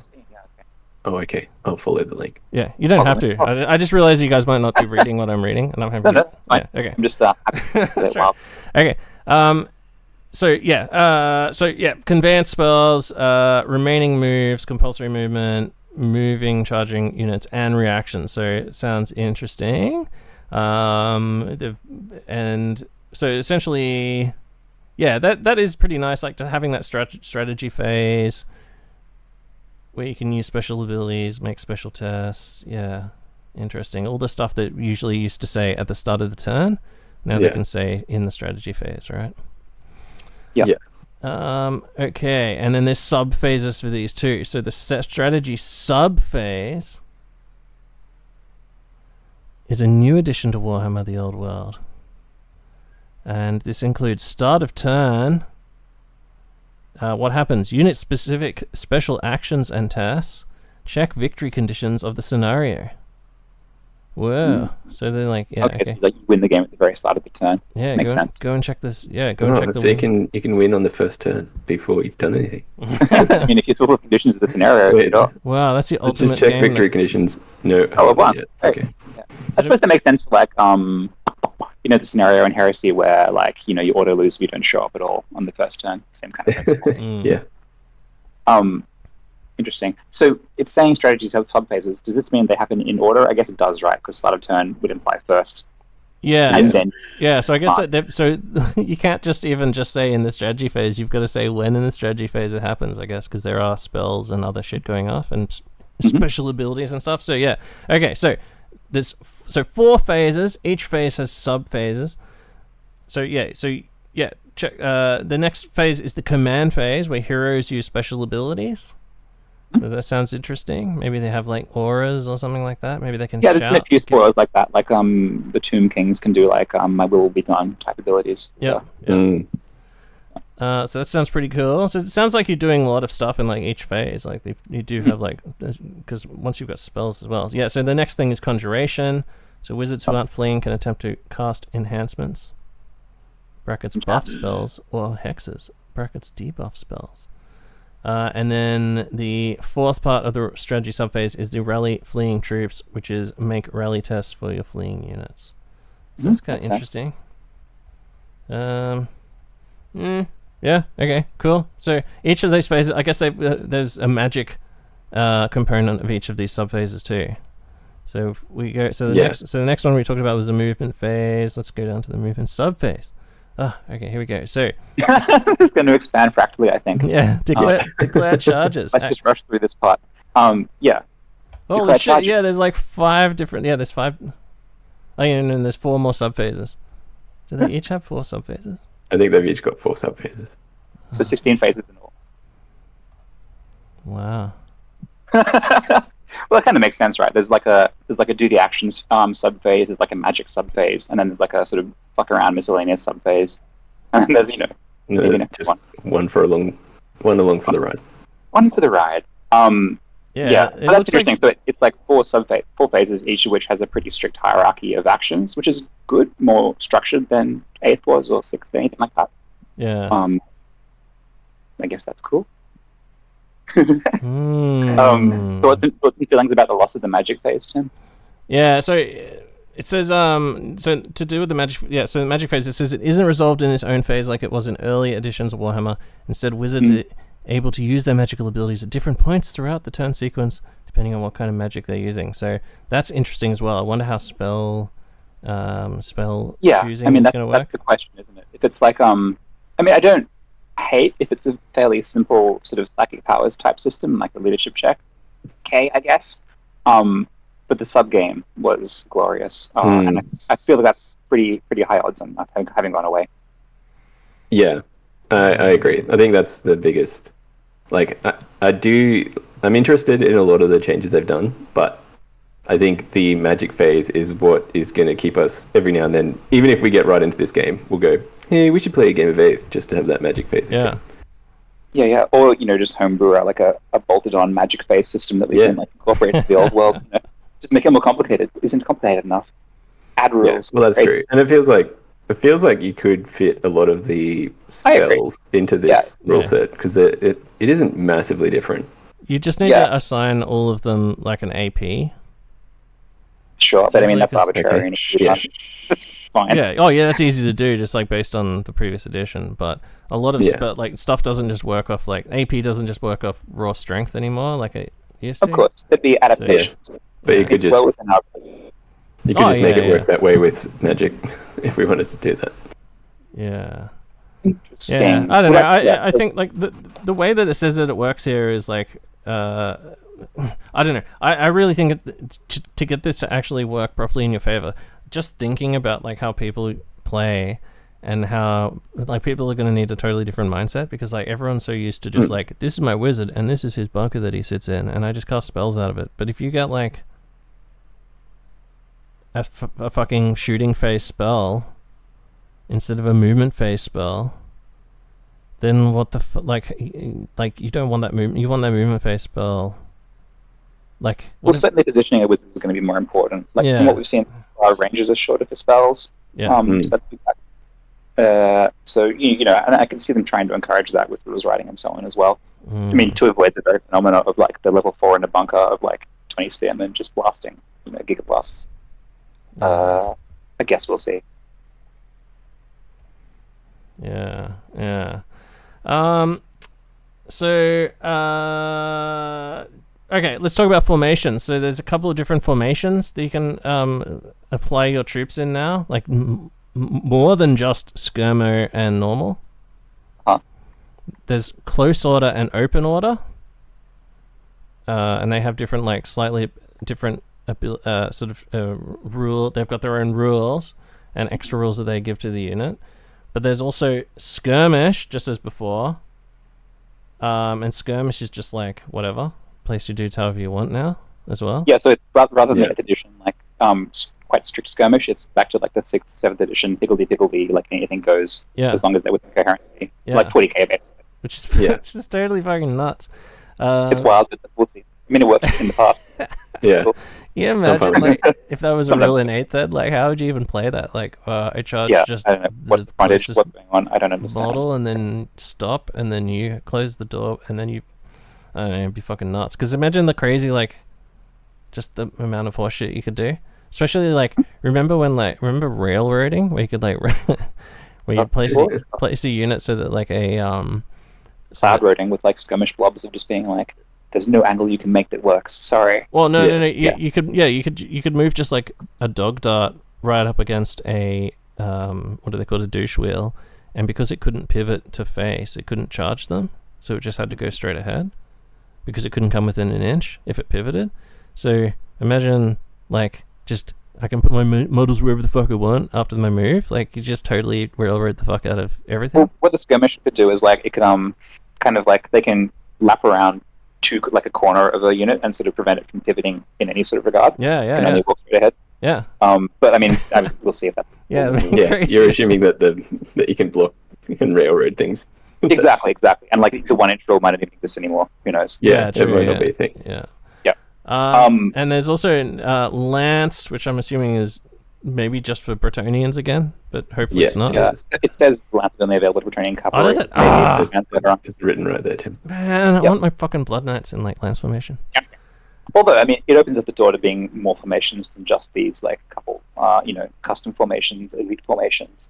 Like, I remember fucking, what am I thinking of?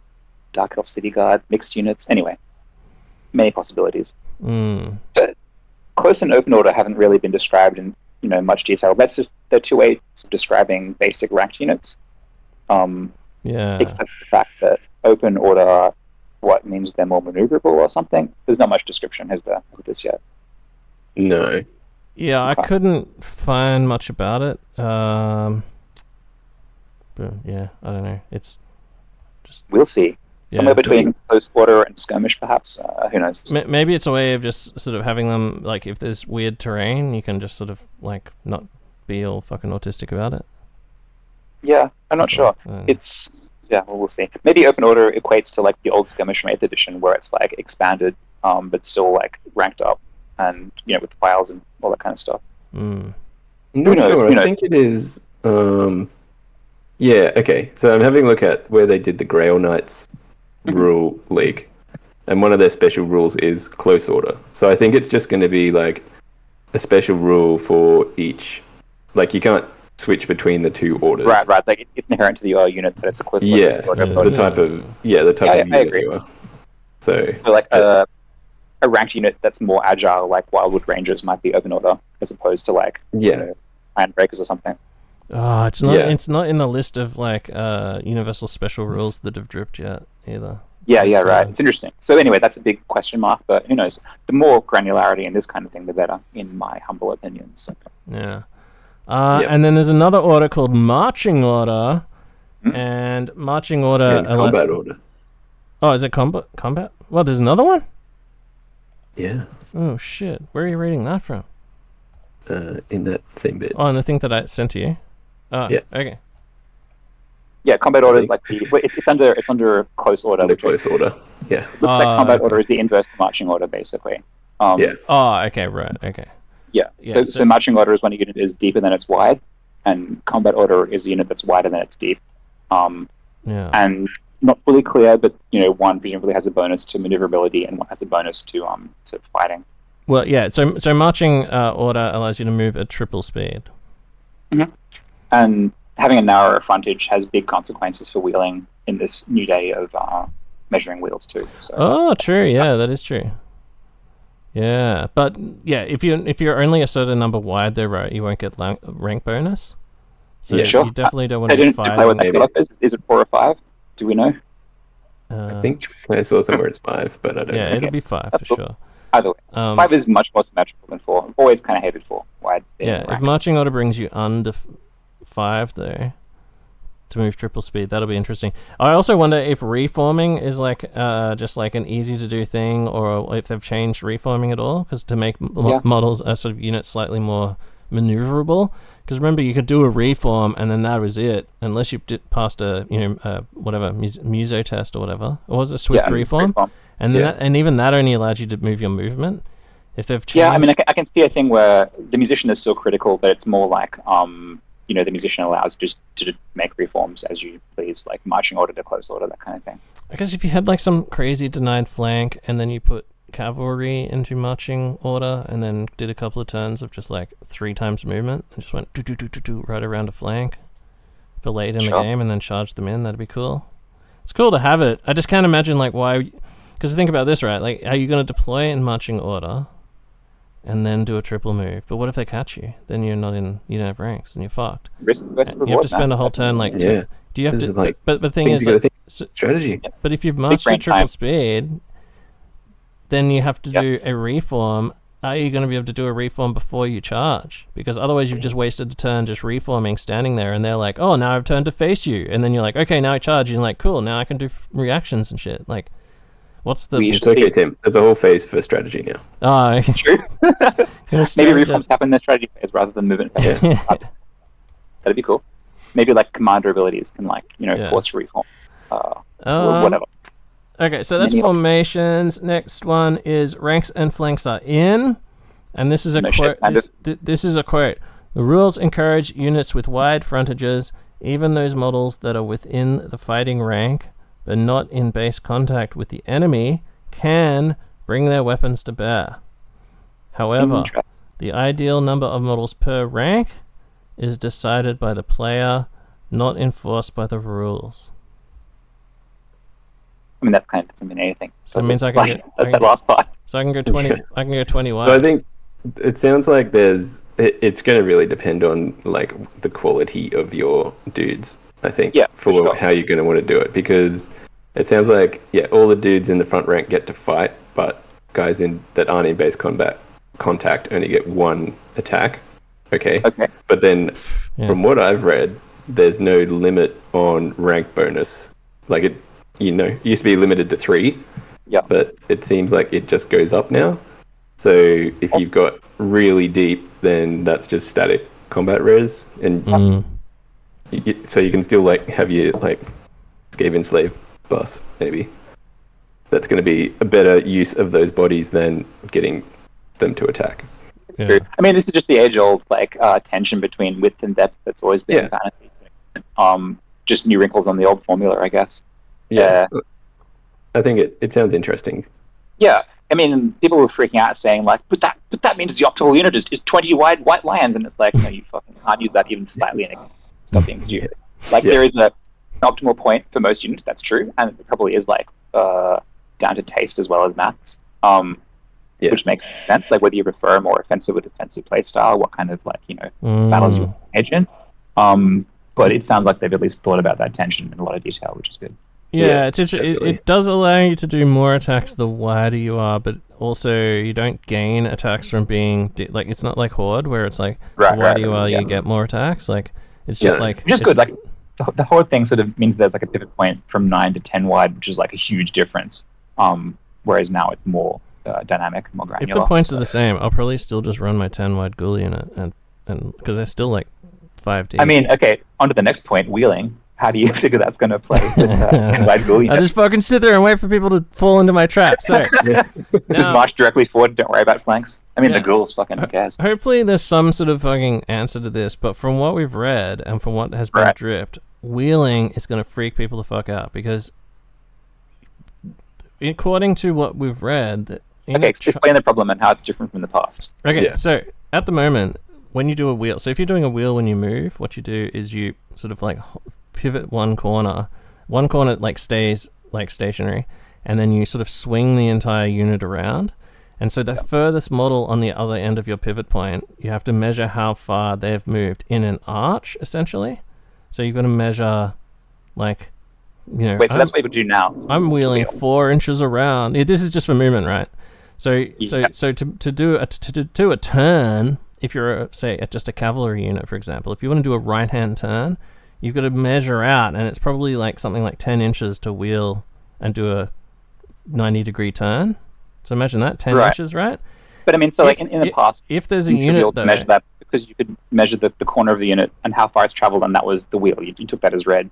But you had to bend a tape measure and shit and be like, oh, I guess that's like. Did you always have to do that? I mean, I don't know. Did people actually do that? Guess not. Well, you do when you move. You do when you move, right? No. It was always corner to corner for me anyway. Even in like 20s and shit. Okay. Whatever. Like, yeah. Okay. Well, so how's it different now? So the problem is, like, if there's a unit to your left, to your 90 degree, and you want to charge it. Now, in 8th edition, you say you're just like 2 inches away, but your unit is like 90 degrees to the left. Like, they're basically just like you can see each other. Out of line of sight. No, in line of sight, but just like 1 inch away. But you need to do. Your unit needs to do a 90-degree turn to actually close the door on them, right? Yep. Or to even make contact, or even just to like turn around to make contact. Now, you have to, like, in 8th ed, you just measure the distance and go, it's 2 inches away, I just need to do a 2+, and you get the wheel distance for free. You get a free wheel in your charge. In charging, the distance from unit to unit was the only thing that was important, the wheel. Yes, exactly, yeah. However, in this,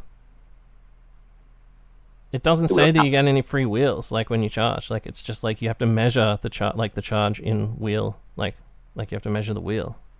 Yeah, I mean, I guess just like in the old times, the best practice is to measure out ahead of time before you roll the dice and say, okay, are we all on board? Is this in fact 10 inches including the wheel? Yes? Okay, great. Roll the dice. Don't have that conversation after you roll the dice, you know what I mean? Yeah. But it's definitely going to be ambiguous because, like, as you say, like with a big unit, a large wheel is a big arc on the table. We don't have good, arc-shaped measuring tapes. So the straight line can underestimate it by like several inches. The maneuver and the way they describe the effect here is pivot the unit around either its left or right front corner. This unit is considered to have moved as much as the leading corner moved forward. So so you measuring? So you can measure just a straight line. Yeah, this is not measurement. I was misled. This is just measuring straight to straight. That's fine. That's just how they've described it here, though. So yeah, maybe it's. Okay. We always measured the arc, and it was always super dodgy. That's why you got the free. That's why the free arc, the free wheel in charging in 8th ed was a revolution because you didn't have to worry about that shit anymore. I truly never measured the arc. You might have been like cucking yourself out of 3 inches this entire time. Well, it didn't matter because I was dwarfs, man. Never wheel. Exactly. Just swift reform. Just swift reform. Blow a little trumpet. Yeah. So does it actually say that you don't get free wheels during the charge somewhere? Yeah. No. You just have to pay for the inches in the charge, in the wheel, right? Yeah. Right. So you would that's explicitly laid out in like the charging section somewhere. Yeah. So you used to wheel to maximize, and then you'd measure, and then you would just move all the way forward. But when you actually measured, the original distance was only the closest to closest. Then you would wheel to maximize for free, and then you would move all the way in the rest of the thing for free, as long as you just like met the minimum distance. But if you it plays back into the ranks ranks thing being super important now. Like width is now pretty back, and that's cool. But you're also gonna have to like, not to hop on, but you're gonna have to figure out what that distance is before you roll to charge, right? Because like, how are you gonna know what you need to make it? And just like, I rolled a 7, I'll just start moving my shit. Yeah. I think I don't think this is going to be as mind blowing as you think it is. I think. Yeah. No, now that I realize it isn't strict arcs, it's just corner to corner. That's fine. That's easy to measure. Yeah. Yeah. I think you just let's see what the rules say. Exactly. Anyway, we're allowed to have a couple of freakouts. Okay, magic we've discussed a little bit about that. The laws are quite different. No colleges of magic, obviously. So there's like, what is it? Battle magic, elementalism, necromancy. It's all pretty cool shit. Yep. Yeah, I'm a bit sad about that it is set before the Empire had their colleges of magic. Because I'm like halfway through painting up all of my different colleges of magic. Oh, that's true. Apparently they've said the Luminarch of Hirsch and the other thing isn't in. Like, which makes Celestial Hurricane. Yeah, no Celestial Hurricane. That's logical. I mean, they're one of the few things that are like, what do you call it? Time locked. So. Yeah, not even for old time's sake. Oh. Unless it is, and maybe they will do like just to throw in a PDF with legacy shit for that. Just like for old time's sake, why not take the Hirsch? And far future, fabulous carriages exist. What's 200 years before it was actually 150 years before it was designed. Yeah, interesting. So that means like, wow, that's crazy that the Luminarch and shit were only built like in the last 200 years. Couple of decades. Well, it's crazy that the real fantasy era. colleges of magic only existed in the last 200 years. Yeah, like, don't you get the impression that they're like that they were a veritable institution of but no, post Great War against Chaos, wild. I assumed it was like 1,000 years, but no. Have you ever read the description of the fucking the fire people's tower, like the fire dude's tower? It's like each of those wizards towers is just fucking out of control. I would have thought that they would have been like, magical artifacts of great provenance and historicity, the likes of which we can't conjure in modern depraved age. But no, it's new phenomena. They were made a couple of days ago. The colleges of magic are significantly younger than like the University of Oxford or something. Well, also they're making all this like crazy black powder technology, and then they started doing wizardry. Yeah. Simultaneously. So the Bright Wizards, like their tower thing is like some monumental fucking just fortress thing, and it's got all these like doors that you have. That's why they've got like the seals and stuff and the key. Yeah, the keys. That's it. And they and it's some just like massive fucking edifice, and then the more keys you have, the more trusted you are, and just insane like arsonist like spells. Secrecy and technology, that's cool. It's very very City of Brass, very like a freak mode. Oh, that's crazy. So like Teclis, like in 200 years, I guess Teclis could have taught them shit, and then they could have just like taught it how many generations? About 30 years a generation. So 6 or 7. Like 6 or 7? Oh, I guess so. That's enough to have it like seem like a bit vulnerable, and I have like a number of previous grandmasters kind of thing. But yeah, it's a much more recent phenomena. But magic that's endlessly expandable via arcane journals and all that kind of shit. So I'm not too. Yeah. When did they send out the Skull and Bones? Like in like Yale, probably in like the 1700s. So hey. Well, there is. So I think there is still room. There is one of the like card decks you can get that's got like what looks to be like a death wizard on it. Like she's got a big scythe with roses on, which I guess is also like more symbology. So maybe it's just true. What's the line between a black wizard and a priest of Moor? It's all a bit arbitrary. Yeah, that's true. And there are certain spells that are the same as were in the College of Magics as well that we've seen. So what 5 all exists, I would assume. Some of the death spells like Spirit Leech is still in. But anyway, like there's a couple of classics for sure. Well, just as an aside, the fucking Altdorf College of the Bright Wizards is like is this massive thing. It's got illusions that cloak it, so it appears as fire blackened ruins. But in reality, it's just like these massive towers surrounding a great furnace. And there's banners proclaiming battle honors of the college hang in every entrance. And fires burn brightly atop each of the 21 towers, and its huge bronze gates glow red with 21 towers. So that was all built with like in you'd assume 20, 30 years. Here's the organization. Well, they probably just use magic to do it all. There's 8 ranks of the wizards in the order, with each progression being marked by passing through increasingly large and ornate filigreed gates. The rank of a wizard can be determined by how many keys they carry and how heavy are the chains that bear them. Yeah. Very cool. That's fucking sick. But I guess none of that says like fucking ancient fucking horseshit, so that's interesting. Indeedy. Also they look down on that they have a running feud with the Imperial Gunnery School in Nuln as well. That's classic. Of course they do. Alright. Our explosions are pure and classic. Well, what else have we got? Oh, so just a few last things. So psychology now treated as universal special rules. So things like fear and how fear works and all that sort of shit. Fear only affects you if the fear-causing things outnumber you.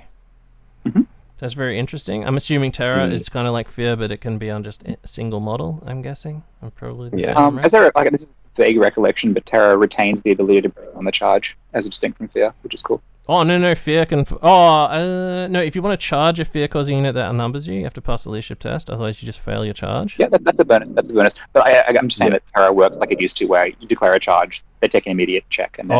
right. That's the case. Yep.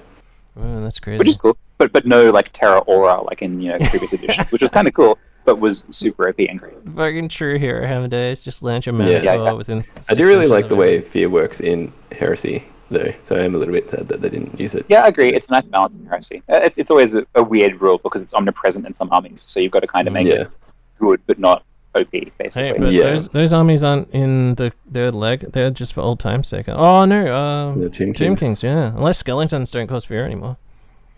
Good point. Not sure. Just run in the mill. Maybe people are more used to skeletons in days of old. Maybe just in any Warhammer universe, skeletons aren't as scary because fucking everything is covered in skulls. Everything's a skull. It's like everything everywhere is a skull. Like if you actually saw a skeleton, you'd be like, "Oh, cool, just another fucking skull." Like, oh wait, it's got a body. It's slashing me with a knife. Fuck. Slashing with weapon skill 2 slashes. No. Yeah. So I don't know. Yeah, they could take. That could be interesting. That could actually make. I guess, like, that's the classic undead thing, though. Just outnumbering you and being terrifying. Exactly. Being scary. Being At least they've included a numerical element here again, which was a cool element of editions before. Yeah, and it's got 2 different uses as well, yeah. Yep. Yeah. And now it's only -1 to your weapon skill. Oh, that's true. No, I think it's just neg 1 to hit, isn't it? Is it neg 1 weapon skill? Oh, it's neg 1 to hit, maybe. Yeah, I think it's just neg 1 to hit. It's not weapon skill 1, which it used to be. Yeah, it's not as devastating as well. Yeah, that's true. Yeah. Which, given the new weapon skill chart, that would have been colossal. So, hey, great, cool, love it. Yeah. All of those rules are universal special rules. So there's no separate finally they've gotten rid of the psychology section. It just dwindled and got smaller and smaller. They lost hatred and then Even though in the stat blocks it was always listed alongside every other special rule, so it's kind of like, why are we maintaining this distinction?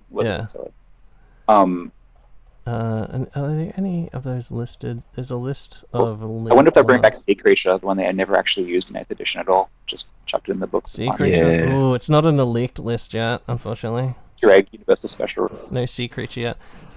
There is stuff like... I was just looking at then. Frenzy. So Frenzy's leaked, which is... an additional attack, immune to fear and terror, but must charge if able and can never choose to flee from a charge. So, interesting. It's pretty so good. Not even glitch anymore for a must charge if able. Just fucking do it, dude. Love it. Interesting. Black and white. Oh, okay. So some of these have just basically like listed the word, and all they've done is just copied like in 8th edition. This is what Frenzy did. Yeah. This is what Hatred did, but the Frenzy one actually says that. Okay. But a lot of them are just kind of like, who knows at this point. Yeah, a lot of these are speculation. A lot of them may be quite similar, but enough has changed that there's always going to be twists and wrinkles. Yeah, it seems like for the most part, it seems like they've taken lots of 8th ed and 3rd ed stuff. Like I've just recently read through those 3rd ed books. I've never read 3rd ed, but I do have a fun. The lists are really nice. It's a lot about like mercenaries and stuff like that as well. Level character is always fun. Yeah, because it's it still had that historical thing, right? Way, kind of cool. And like historicals is all about the fucking max. Max mercs, max generic men with like crossbows. Yeah, which brings us on to the army composition stuff, which I don't think you had listed in your document, Tim. Oh no, I didn't. But do you want to cover that? Yeah. So this is probably the part I'm most excited about. Oh, good. Being a someone that sells a list hammer app. But, for like, Hashtag I think by this is Quartermaster. like this is a part of the game I really like, where you're building lists, and I think these. So it's similar to 8th edition with percentages, except they've lumped all lords and heroes into just characters now, and that's 50%. It's fine. Which is fine because before it was like 25 and 25, but whatever. Means you can have one big dude. But they also have a mercenaries up to, well, looking at the Kingdom of Bretonnia army list that they put on the website. Yeah. So maybe there's going to be different percentages for other armies, we don't know. But 20% of your army can be mercenaries, which we don't know what that is. And 25% of your army can be allies, and this one can draw from armies of infamy from Kingdoms of Bretonnia. So that's going to be the things that are in the pamphlet, whatever it is. And then one of the following Grand Army composition lists: Dwarven Mountain Holds, Empire of Man, High Elf Realms, Wood Elf Realms. So straight up, that's going to give you some pretty cool variety with how you can actually build armies and what you can put in them. So that's pretty exciting. Also a great little nudge. You've already got an existing Warhammer Fantasy army. You don't want to start an entirely new army, but get a box or two. Why not, right? Yeah. That's great. Well, yeah, that just makes and that that's there's previous editions where that's been a thing. But it's nice to have it bring it back. It's the only army that could never take mercenaries. So that's interesting. Oh yeah. Chuck them back in there. Their pride has diminished somewhat since. It's cool. Wait, hold on. So but is there any rules on whether you have to take troops and shit, or can I just add some winlocks to my dwarf army? Or for the allies, no. Winlocks it is. Yeah, do you have to have a character? Do you have to have a core choice? Can it be just a rare selection from another fucking army? Surely not, right? For time's sake, I need some winlocks. We don't know yet, but we don't know. So who knows? It could enable some really fucking stupid lists, but as always, self-regulation is crucial. Yeah. And if there are any kind of how you say 1+ type sort of things in the allies or the mercenaries lists, then that'll really diminish the sort of I'm taking a Bretonnian army with 3 Empire cannons. That is all, that kind of thing. Yeah. So the Bretonnia army list has in their core section they've got 1+ unit of Knights of the Realm, and 1+ unit of men at arms. So Bretonnia historically had 1+ units where other armies didn't, but maybe that's a regular thing now where all of these armies have 1+ of something. So if you're going to take some allies, you have to take 1+ of whatever that is to make it work. I don't know. We don't know the details of that yet. So Bretonnia has 1+ men at arms and realm knights, right? So if you means as allies, it may be possible you still have to take at least 1 unit of both before you can add other shit to the allied force. Yeah. It's possible. Maybe a little unwieldy, but whatever. We'll see how it plays out. Yeah, we'll have to see. Because it says an allied contingent, so maybe there's a whole heap of rules for what exactly that entails. For sure. And they haven't said anything about what mercenaries is, so... But how exciting, right? There's so many thematic possibilities this opens up, Bretonnians and Wood Elf allies. Just gorgeous, amazing. Empires and dwarves, classic. Mind-boggling stuff. I guess the one thing that's a little annoying is that these official army lists won't include, you'd assume, the legacy factions in the list of potential allies. You'd have to sort of invert. Yeah, that's true. It's pretty easy to figure out, right? You can just say, oh, you're a bad guy, you can ally with the bad guys. Yeah. Well, that is going to be interesting for the chaos. Imagine them not being able to ally with him. That's wild. So obviously, when that time comes. Yeah, you're a ravening horde, bro. Horde sticks with horde. Maybe that's going to happen when they do the chaos invasion part.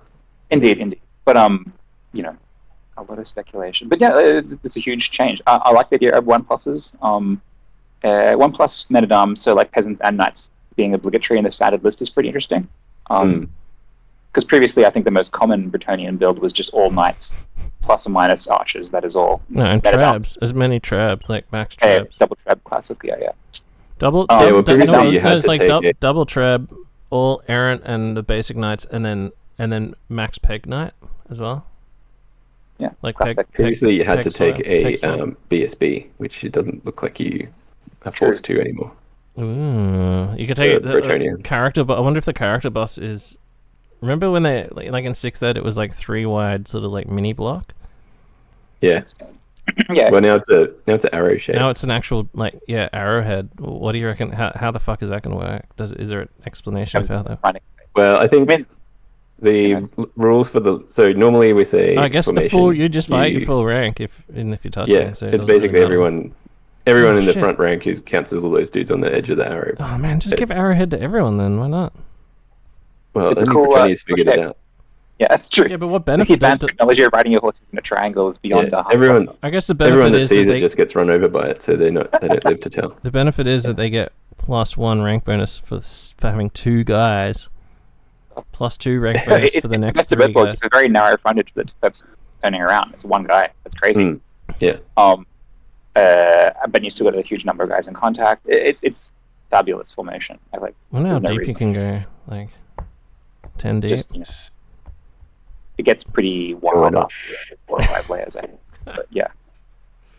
Oh man, it'd be so cool to have that for Blood Knights though. Imagine that. Just like a little dart of Blood Knights. Well, like maybe there's 6 in a little arrow. It's going to be PDFs. Like a little blood arrow. Yeah, that's true. Like maybe if there's like a Blood Dragon sub-faction in an Arcane Journal through a vampire account, and they get Bretonnian. But that's fun. There's definitely like Blood Knight style guys. Yeah. That's fucking hot. Anyway, that's cool. Well, interesting. Is any other list building stuff? I think that's most of it. Yeah, just the percentages. That's good to see. And did we talk about that? Because it's Lords v Heroes, but it's merged together. So do you think, what are we going to see? Max Lords or Max Heroes or a mix? Case by case basis. I mean, like, you remember how 8th edition, due to the way magic items worked, it was very possible to usually optimize like armies of one type superhero characters. But that wasn't so possible in like 6th edition. They're a lot more fragile. It kind of depends on how that balance is played out in this edition. Whether people want to just pack their army full of lords, or whether lords are more useful as like spellcasters and leadership buffs primarily. Do you think there'll be limits on lords? So because like imagine like in a 2,000 point army you could have like 3. There are. So like the highest tier Bretonnian character is only takeable in certain point values. Is that right? Like the Baron or whatever. Well, in this Kingdom of Bretonnia army list, you've got 0 to 1 Duke, 0 to 1 Baron or Prophetess per 1,000 points. So per 1,000 points. Oh, per 1,000. So there are Holy shit! Do you think Not a particularly strict limit though. Do you think Chaos Lords will be 0 to 1 per 2,000? Because like imagine you could, in a 2,400 point game you could take like 3 Chaos Lords if you could take. Well, Chaos Lord would probably just be 0 to 1, like this 0 to 1 Duke. Yeah. Right? Oh, the Duke's just straight up 0 to 1. Sorry, is that what you said? Yeah. Oh, sorry, I missed straight that. up 0 to 1. Oh, sorry, I thought the Duke was 0 to 1 per 1,000. I thought that's what you said. No, that's the Baron or Prophetess. Oh, right. Okay. So that also implies that Shit. if you have 1,000 points, you can only have a Baron or a Prophetess. You can't have both. Well, so you need to have 2,000 before you can get both. Yeah, potentially. We'll have to see. No, I don't think so. I think they're both. I think that's stack. But I don't think so. Not the way it's written here. How 0 to 1 Baron or Prophetess per 1,000 points. 0 to 1 Baron or Prophetess. Yeah, is it XOR or is it OR? That's the distinction. We'll figure it out. Yeah, I wonder if there's any other Lord choices because you can take up to 50% of characters. Well, otherwise they'd list it separately, right? It'd be 0 to 1 Baron per 1,000 points, and next line 0 to 1 Prophetess per 1,000 points. There's no such thing as Lord choices anymore, really. There's just different tiers of character. Interesting. Yeah, so in the Bretonnia list there's 3 tiers. There's a Duke, a Baron, and a Paladin. Yeah. Which includes it doesn't really include the Baron as an intermediate. It adds the Duke as a super powerful mega character who was better than the previous Bretonnian Lord, which is cool. Just, smash out those limits, push it to the ceiling. Is there a stat line for him? Has he got like 4? Yeah, there is. 4 wounds. He's got he's got more wounds. He's got like he's got 4 wounds. He's like Chaos Lord tier basically. Oh, the other thing I don't think we mentioned elsewhere is that now mounts boost your stats rather than have a totally different stat line. Yeah, which is good. I mean, that was always awkward and unwieldy, I think. It was nice to have like the fun incidents where like the rider is killed and the mount goes, spastic and has a mission of revenge, but Yeah. ultimately, Well, they may still have that, right? I guess there's a way to do it. Yeah, we'll see. Like, can you kill a guy up a mount? Is that actually a possible thing to do? Not sure. Yeah. Yeah, that's I fucking mean, sick. like, we've seen so far, we've seen cavalry and like monstrous. Yeah, I think the cavalry best. stats. Yeah, the best iteration of those of monsters was when they did those combined monster stats in End Times. Funnily enough, What? Yeah, because it actually. Yeah, I didn't like that. Oh, No. yeah, it made them like terrible. made them way stronger and made them like more. It did, more but like, terrifying. it was hardly necessary in 8th edition anyway to make monsters that much better. Remember fucking Carl Friends I was saying we've seen Ascended? cavalry, we've seen monster cavalry, and those both add stats to the rider, but we haven't seen ridden monsters like a dragon yet. So they may or may not still retain a separate profile. I guess we'll see. Like we've seen a griffin. That's the biggest, chunkiest guy? Yeah. Not even a maybe. griffin. A Pegasus. Anyway. Oh shit! Maybe Hippogriff, that's right. maybe Yeah, there's a more hippogriff. red And that- dragons. Maybe there's like a bunch more. Maybe this is Yeah, 200 dragon. years earlier. Maybe they had more than just one dragon. Well, there's always been 3 high elf dragons. Oh, you mean more dragons in the Empire? Yeah, you know how the Empire has like one, like the Imperial Imperial dragon. dragon? Yeah, maybe there was like a whole family. Maybe he was a little boy at the time. Fucking for sure, recruit more dragons. Like, what are you fucking doing? Yeah, high tier technology. What else? What's everyone's like mood? Do you think? Excited, right? Like it's good. This is great. We're all on fire. Yeah, We're I all think like one. the Yeah. loss of the magic phase I'm a bit sad about, but Sure. the army composition stuff I'm pretty excited about. So yeah. You're right about this time being a huge, like, an underlooked part of the hobby. Like the hours I've spent just like scrolling on my phone, being like, where do I put this item? That's a joy. So yeah, that'll be nice. Yeah, and I think that was where that's what basically turned me off Age of Sigmar completely, is that there was no I think it's changed somewhat now, but when they launched it, there was no list building. Hey there's no guys, granularity. no list building. Yeah. Isn't that great? There is list building now, but it's more kind of like, do I take option A or option B? It is Definitely take option A because it's way better. yeah, and definitely take option A because that's the meta choice. So It's gonna be way more toned down than like it sounds like. how do you mean? In terms of how many characters there are, right? Like Well- if we play a 3,000 point game, I can only have one like top tier Lord level choice. Yeah, but you can have a shitload of like junior and mid tier characters. So like the Baron is as good as the Old Bretonian Lord, and the Prophetess is as good as the Old Bretonian level 4 Sorceress. So you're not really Yeah. But what I'm saying is like, just getting one alpha So character. you'll get a mega guy, and you'll get a couple of So okay. like so you before can't you just would max only out. you probably wouldn't have. You can't just more go. I'm than- going to take fucking 3 Black Orc general psychos on wyverns because it's 50 because it's 50% of your army. It's like 50% is combined characters.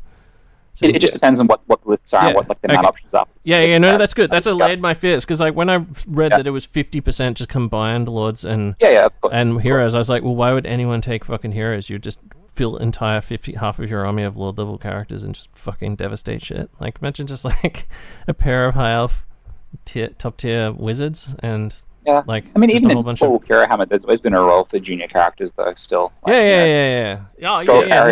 No. I wasn't going to do that. I was just imagining fucking playing against that. Like imagine. Well, what I'm saying is that Imagine that if I could take 50% of my army as vampire lords. That'd be fucking insane. Take like. No, that's good. You'll be able to take proper like grown-up vampires even in relatively small games, which will actually make them a little more engaging. Yeah, exactly. I think that like it works for like trying to build a low points level ogre list was really hard because basically, you have to choose between having if you want to be as B, and then you got to have another character to be the actual general.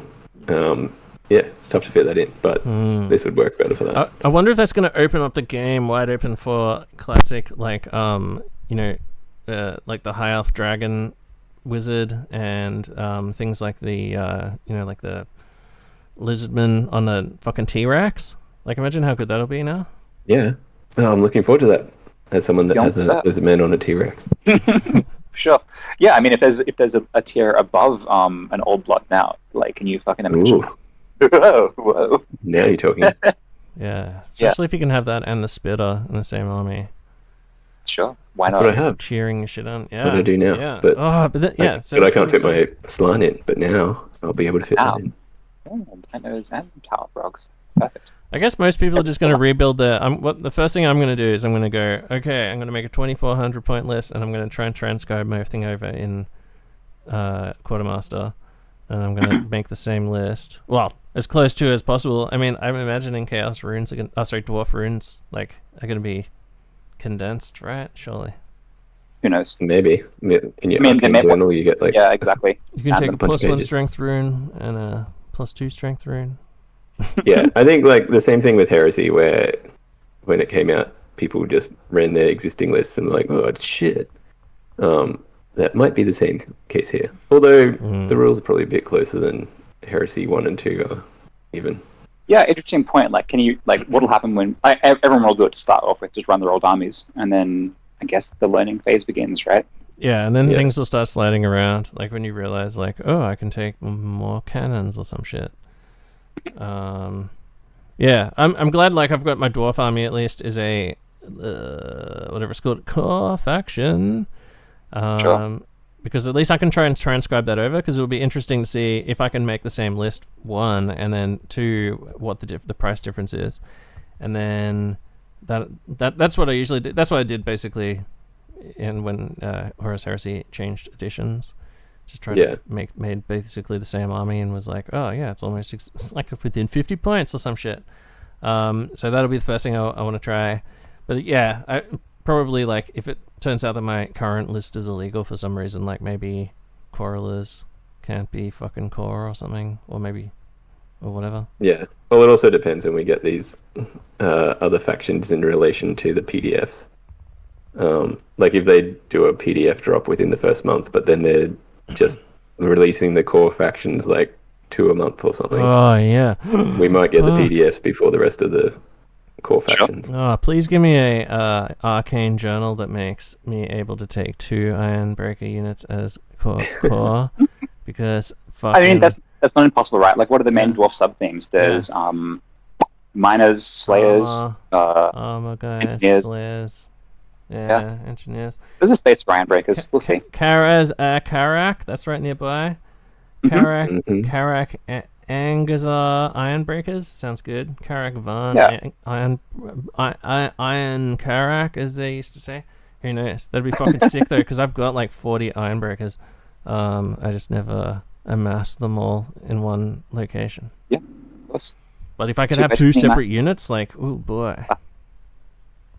When did Kara's Karak fall? Of That must be. It seems like it's alive and well at this time, and not overrun by Skaven and goblins. Even more of a reason to play as those guys. Yeah. Historic recreation of future events. Or past events, I guess. Oh yeah, it's gonna be cool, man. I can't wait for this shit. I can't wait to see the fucking Beastman list, see what's in and out. Mm-hmm. I wonder if yeah. Well, I can't wait. It is interesting looking at the the way the Tomb King's stuff has come, because they've brought back pretty much everything, and they've even released some new models for stuff they never had models for, like the Tomb Swarms and stuff. Yeah, The models they did have were we can't bring these back. These are too terrible. This is an embarrassment. Yeah. No, you're right. It's high effort, and if that's maintained for at least the core factions, that's it's absolutely delightful. It's way more than I'd hoped for 3 years ago. If that makes sense. So in that respect, I can only be pleasantly surprised, I think. I can't wait to see what those Storm of Magic beasts and shit that they created for, what's it called? Arcane something or other? Monstrous Arcana. Yeah, Monstrous Arcana. You mean the giant basilisk and that kind of thing? Yeah, well, that sort of shit. I can't wait to see if they sort of make it into lists. Maybe some of them could be in Beastman. The way that they've just done the structure of what you can play, with arcane journals and things like that, it's a lot more flexible than the old days Iron books. And if you're lucky, a White Dwarf scenario, this is much friendlier to that kind of thing. Yeah, if they set out the arcane journals as templates for here's just variation lists, then they can just pump out another variation list in White Dwarf or as a PDF whenever they want. Yeah, also true. Yeah, it doesn't need to be released as an official arcane journal. That's provided. The what do you call it? The justification for doing a little PDF list, little dribbles here and there. So, yeah, it'll be like the Necromunda Apocrypha Necromunda. Indeed. Well, good times. Happy. what are you guys going to do between now and the release date? Are you like just waiting and seeing, like sitting on your hands, or are you chopping all your bases off? No, I'm not doing a conversion project. It's a project from scratch. Well, that's so. I guess, yeah, I'm probably not going to rebase, especially not going to rebase my Skaven. But yeah, fuck that. Also 100%. because I think not only would it be extremely unrewarding, but I think they look better There's on like tiny little bases. There's two things that look great. Well, probably more than two things, but to my mind, two things that like are necessarily tightly ranked. One of them is Escape. The other one is like Elven Spears. That looks fucking cool when they're pointy boys. But in general, I like the big bases. So even conversion tray is probably too much of a hassle for Skaven, I would think. Yeah. It makes the unit so giant and clumsy as well. Like. Yeah, sure. Yeah. I'm definitely not rebasing 120 ghouls. That's for fucking sure. No. But they're like a just for old time's sake army anyway. And I'm definitely not rebasing my fucking dwarfs. So we'll see how that goes. But I do have like this big Empire army all in plastic.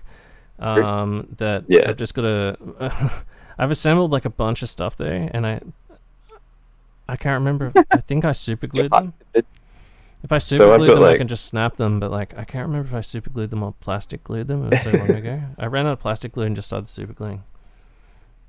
So I've got like I've got a good chunk of dudes to make Empire with as well that I'll probably get stuck into. I've got a bunch of Wood Elf Eternal Guard to build as well. So both of those are core factions. So I get into that. The Empire. So I had both. I had like about 1,200 points worth of Empire stuff and 1,200 points of Ogre stuff. And so I was thinking, I'm just going to build both of these and smash them together and play an 8th edition army that has both of them in. Like, run them as allies. But now I'll probably be able to maybe do that for real with some dwarfs as well. In the rules. So, I will at a grand tournament or whatever you please.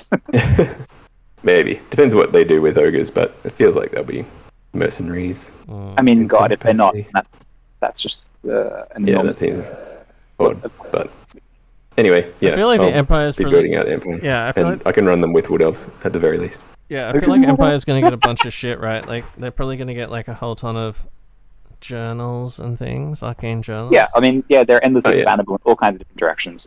Each of the city-states is its own, sub-faction. Yeah, well, there's these like 3 emperors, right? Yeah, exactly. Yeah, they seem to be like. So each one of them might get an arcane journal with special stuff. Yeah. So.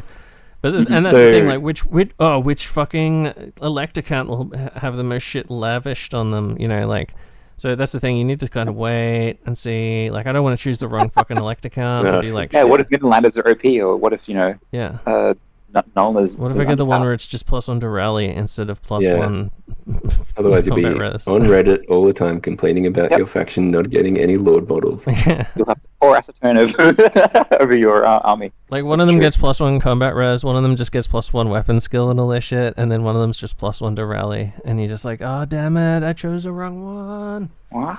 I did buy like fucking 125 mil bases recently, so I've got them ready to go for Empire shit. So the other thing I wonder about with how they're going to release it is, like, here they're obviously doing Bretonnians and Tomb Kings, and they're facing off for narrative reasons. Do we think there'll be a narrative reason and they drop 2 armies at the same time going forward? So like, I mean, they'll run out of pairs at one point because there's 5 and 4. Yeah, they will run out of pairs, but maybe that's when they introduce something else. Maybe both feel. Oh, that doesn't make sense. So there's obvious pairs: Wood Elves and Beastmen. I think Empire and Dwarfs. Yeah. And then High Elves and Chaos, I guess. And then who does that leave? Empire and everyone. That's fine. There's a bunch of orc tribes, just like, and especially giant Beastmen herds, just like mixed in everywhere. Hey, like it's there lots of horse shit going on. Well, yeah. So you could do Wood Elves and Beastmen. Maybe you'd have Wood Elves, Beastmen, and Dwarfs in the one, or Dwarves and Greenskins. Yep. Yeah. Man, those fucking endless mountains. Warriors of Chaos is also classic. Yeah, or Empire and Warriors Chaos. Also true, yeah. Yeah, very interesting. And then High Elves could be like comboed with that one, even like High Elves and Empire plus Warriors of Chaos. The big release, glamour release. You finally waited for all the good shit. The big boy armies. Wow, that's rad. Yeah, so I times. think that's pretty much everything. Like, we're right on 2 hours, which is perfect. Splendid. There are a lot more rumors and driplets out there. We've just sort of covered some of the highlights, I think. Yeah. But do your own prosking if you're that interested. Or wait 2 weeks. Yeah. Yeah. And now it's on record. This is what we thought. This is our naive time before we... Here are our informed predictions and speculations. Yeah, you can go back and listen to this and be like, ha ha ha, you were so wrong, you fucking fools. Fucking idiots. Children. I will definitely be buying a lot of books. Yeah, I'll get the tomes at the least, and then we'll see how we go. I'm going to get the map too. I want the map. Ooh, there's a map. I didn't realize that. What is the map just... No, it's not cloth. Oh, okay, well. Is the map what's on the Old World site? Is that what it is? It goes all the way over to the Plains of Zar? No, it doesn't go that far. Ah, it's just the Old World. It's smaller. Yeah, it's just like the Old World part of it. Still. But it does look cool. Does it have all the little icons and shields and shit all over it? Yeah. Oh yeah, that's cool. Man, fucking look how big like Athel Loren is. That's crazy. I wonder if it's shrunken by the time of the 8th edition maps. Athel Loren is like, there's probably more footprint in Athel Loren than there is on like fucking whatever the Elven place is. Yeah, well, there's like eight separate domains in there too. 8 or more. I can't remember now. It's got about the same population as Ulthuan the last time I checked. Oh yeah, Ulthuan, so, yeah. Oh, does it? Yeah, that's fucking sick. It's not significant. They've done well for themselves in exile. They're just psycho fucking divergent elves, yeah. Yeah. I'm all pro elf. Like I've been looking around the map, and there's a bunch of like elf towers around still. Especially there's one Tor Anrock, like on the coast of on the Black Gulf, which is the ocean next to the Badlands, which is fucking cool. So easy to have the high elf fluff in there. There's a bunch of fucking cool like places marked on here, like Murkane. Yeah, it's nice. Very nice. Yeah. Very intriguing. And there's a few wood elf like extra outside Loren places as well. Microforests and jungles. That must be depressing to be a wood elf in like a microforest. Like, well, it's the best we got. There's Arden, which is quite big. Otherwise, it's like, oh god. That's sort of what they did in Total War. There's just like a mysterious big tree in the middle of the desert in the Southlands that wood elves live. Anyway. It out. Yeah, a classic elven tower, like hidden in the mountains, has like like mist that fucking always cloaks it, so you can never see it, or like some other enchantment where you can never see it unless you're looking in a mirror or some bullshit like that, or it like sinks under a lake, and just like so you can always just like cram in a fucking elven tower somewhere, which is good because then like dudes who like elf dudes who just live in towers, it's always just gonna be a fucking archmage, right, or like or a fucking some sort of fucking king shit lord guy. So sure. Yeah. There's plenty of yeah. Oh man. So psyched. And the allies thing and the mercs thing as well seems really good. Yeah. I'm very does it say that there's a separate merc list or no, they've told us nothing about it. It just says mercenaries exist. That is all basic. Shit. And you can take up to 25% of your army as mercenaries? 20% for Bretonians at least. 20%. Allies. So presumably that means 20% mercs plus 25% allies, possibly. So you can have like ad armies. Josh style. Cool. You can have 50% lords, so 20% mercenaries, 25% allies, and then just 5% for your core. Yeah, as long as you get your 1+s hit. Yeah. Oh my god, so that means that Empire can once again do the classic like Empire, dwarfs, and ogres in the same army. Probably. Yep, that's what I want to do. Oh yeah, imagine if there's a halfling list, like a halfling archangel. I like. This is my like left-field prediction, but yeah, halflings by 2027 for sure. Book it. Halfling. Oh yeah, look, Mootland. It's even on the map. Crypt the Sixth. What could that mean? The Mootland. Yeah. So, that'd be interesting.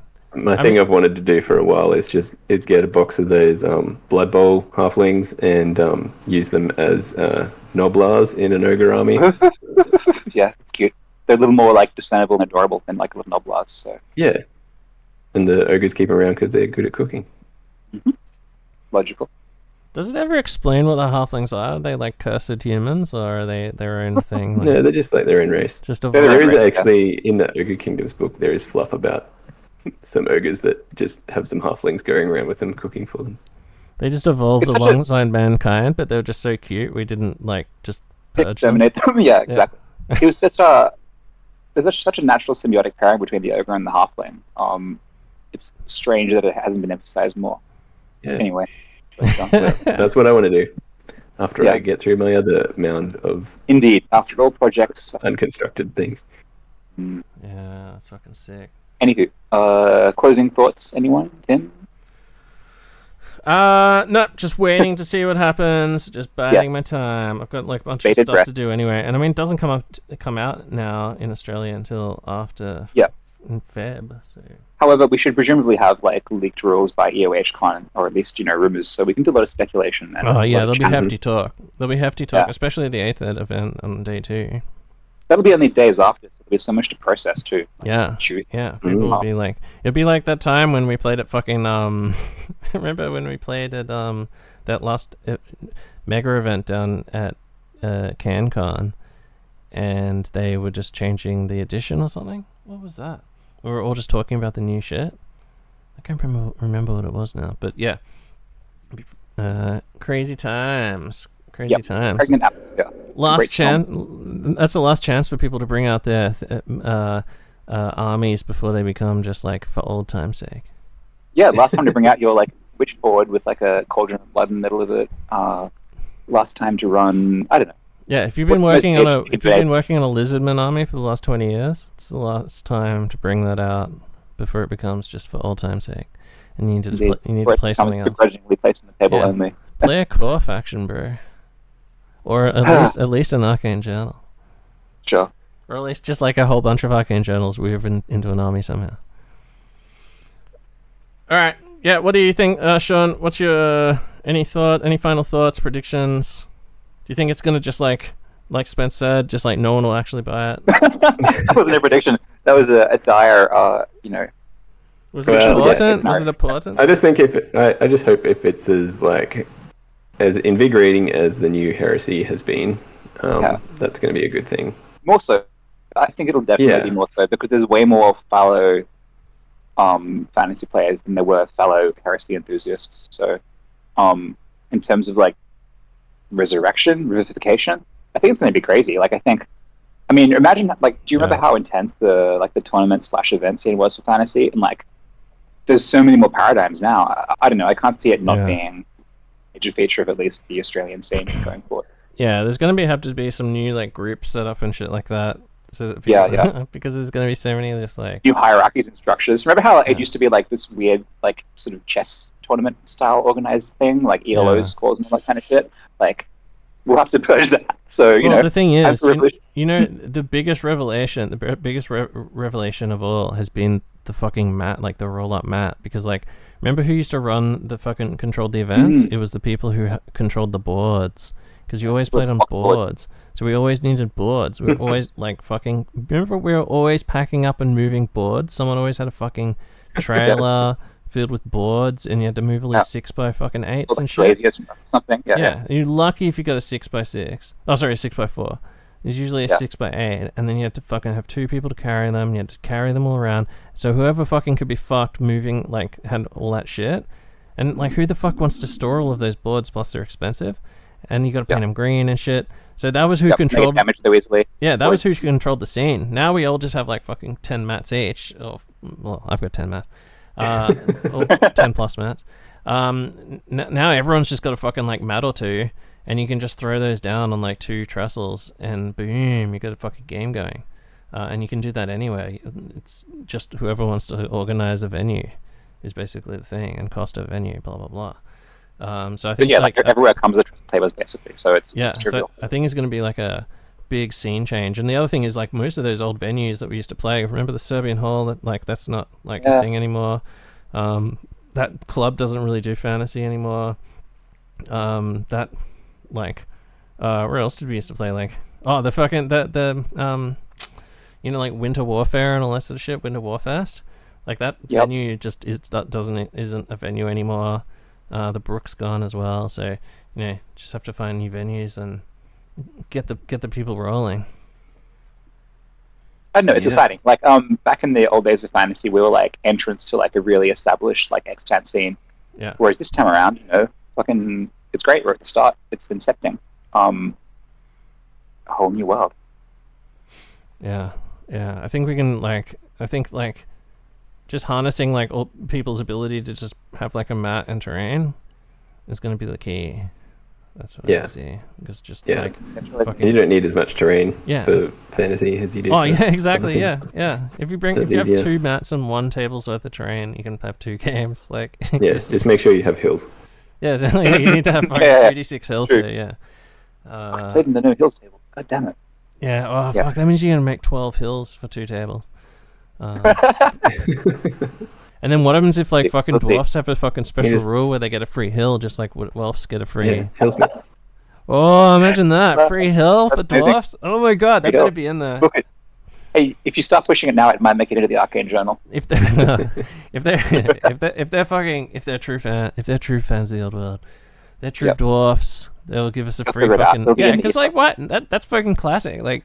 Stupid elves getting their free fucking. I came out of the hill, man. Yeah, get the fuck out of here. You've been in the hill. You know what? With the other thing with mats is Empire can have a free. You can just put a book under it, and there's your hill.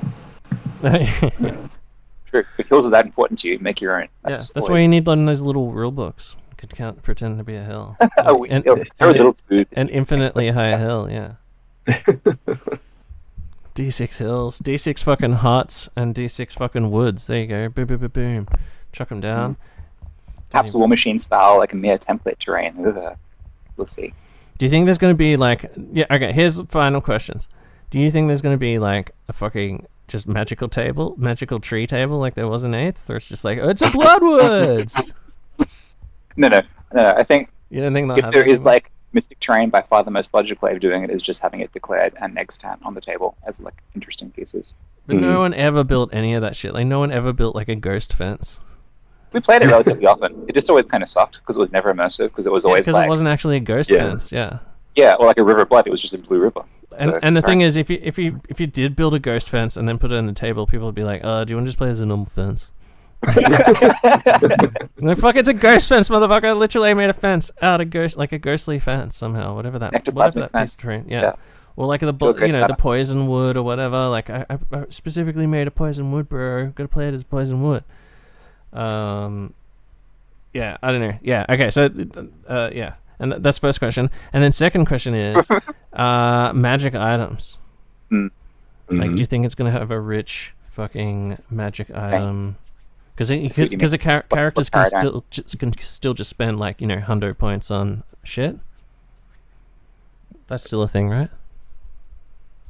Yeah, that's still a thing. Yeah, where they've got a magic item allowance. Yeah. Okay. But like how it works is kind of opaque. Like, are there even slots anymore? What if there's not? It's crazy. Do you think there's going to be a 60-point magic item that gives you plus? Well, there is a thing. I don't know. I'm looking at one of the pages. It has magic weapon and magic standards. Like a category. So it seems like it's got a category.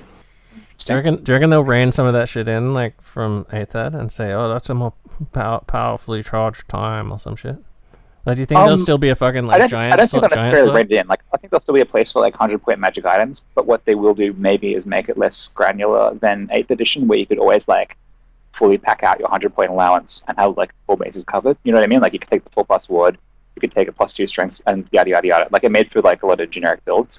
Or like a giant sword might like a +3 strength sword might cost like 100 points instead of 60. Sure, maybe. Something like that. Or like just given less variety of items. A more strict kind of like, I don't know. It's totally unknown. It does sound interesting. Those arcane journals say that they're going to have new items in them. So if there's one of the things they're selling items, like that sounds pretty hot. There's a card. What is it? There's a common magic item card deck that includes 56 cards. Okay, well that's wow. 56. That's about as many as 8, something like that. Yeah. Maybe. For common magic, and then you're going to have your faction-specific stuff. Okay, well there you go. And also arcane journal items. Specific. Yeah. That's great. I mean, for the list hammerer in all of this, that's what you want to hear. Yeah. Is fucking enormous amounts of items. Yeah, fuck it. That's all I care about. As long as like, so one of the problems with 8th edition is that about 3/5 of the items are more or less worthless. Like, hopefully that's not the case. Yeah, that there's always a selection to be made from different choices. Yeah, I'm sure that's going to be the case. Like, that's pretty much been the case throughout all of Warhammer history, right? There's a bunch of options that you just like, well, that's a stupid thing. It's true. I mean, it's nice to have, like, at least if they're a fun idea, it's cool, but if it's just like a badly costed +1 strength sword, it's like, fucking who gives a shit.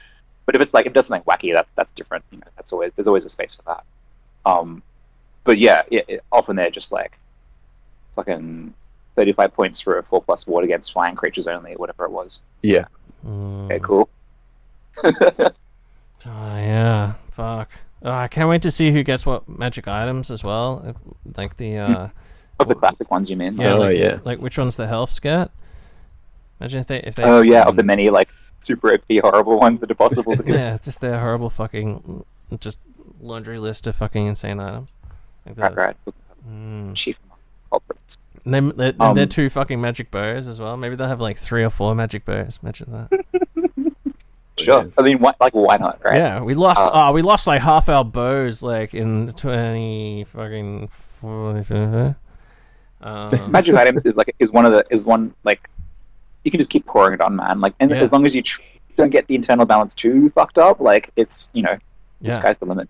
Yeah, like I was saying, like a fucking just evolving just fucking menu of magic items that come up, and you can just because that was one of the best things about D&D is just like a new fucking thing came out. I wonder what I can use on what I can get for my character. That's true. New items, new hats. Yeah, new hats. Like, there's a new fucking like whole bunch of like Underdark items now. Shit, that sort of stuff. So yeah, that sounds fucking that would be fucking cool. Yeah. I think my dwarfs shall sit on my shelf there, on my shelves. Interesting. So Empire, you think, an entirely fresh approach? Yeah, and I'm not in like any rush as well to like start smashing out games. I could just play some dwarfs in the meantime, but my actual army for this is going to be Empire. Specifically to the purposes of the old world. Yeah. I'm hoping there's like a lot of fucking new shit because. Like Marienburg, right? Like they have that fucking land ship. When was that invented? Like if the steam tanks are around, why not the land ships? So if I can get a fucking land ship, I do wonder what they're going to do with a bunch of that like Forge World stuff. Like how are they going to roll that in? Like maybe it'd be in the surely the land ship's in. Tell me the land ship's in. Even if the land ship is like there's some fucking thing that says it was invented blah blah blah only 50 years ago. Just fucking retcon it. I don't give a shit. I just want to use the land ship. Just say it's for just drop the rules and say it's for old time's sake. And then I'll just fucking run 2 of them. Like that'd be fucking sick. Just and then I'll max out my slots. Yeah, they look fucking so cool. Just like like a land ship as my like allied beastman army, whatever. That'd be great. Like a pair of land ships with like just led by some like super expensive fucking Marienburg cavalry, and everyone else is just a Mac. Well, it's like we played that game of Triumph and Treachery and Robbie had his Beastman army with a allied steam tank. That's true. Yeah, they got a history of just renting out to Beastmen. You don't know how tolerant of like innovation and man's invention. Yeah. It like every time they see anything that a man has made, it drives them fucking insane because they're so shameful that they're fucking like just fucked. And all they can do is just smear shit on sticks and stuff. Maybe it sort of goes all around full circle, and it's like it's such a article of high technology, it just becomes a beast again. It's just so loud, like the engine just like just roars constantly, and they're like, holy shit, fucking maybe it's a fucking chaos beast. I don't know. Probably they've seen in more insane shit than a fucking steam tank too. They're probably just why are they so angry at mankind? Like if they just head north, they'll see some shit that'll really drive them insane. Like there's other dimensions.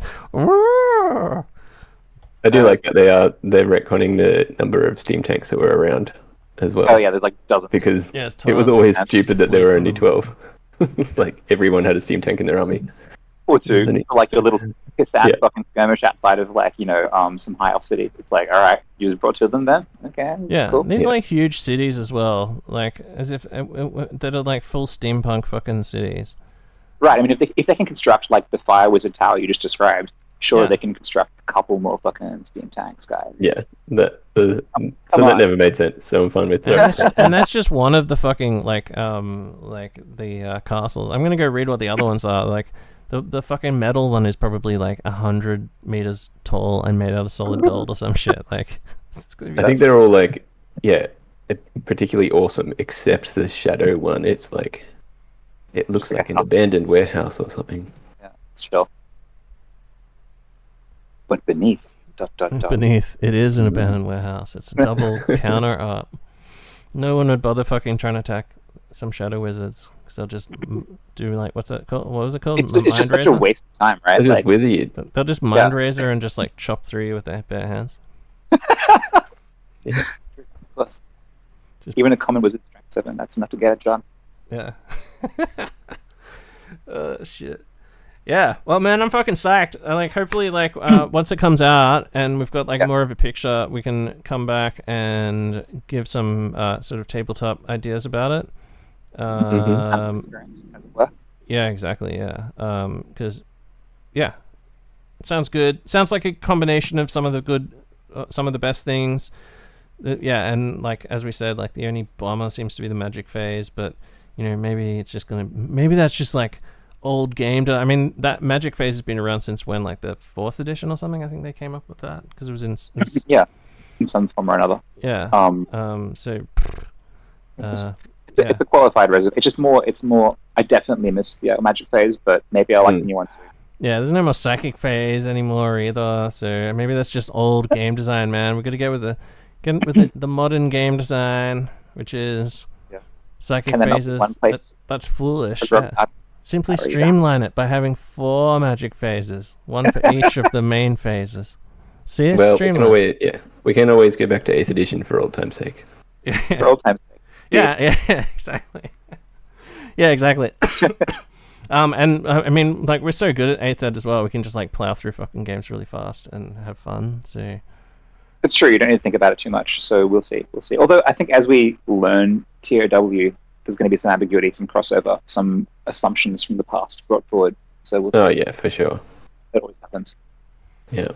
Yeah. Well, when it's really caught on, that's when you see people will start rebasing their fucking OOP medals that are fully painted and shit. They'll start trying to fucking rebase them. That's when you know the game's gonna stick, because that's when you know that people are going into desperate times. They've accepted the new future. Yeah, just chase some fucking meta. Yeah.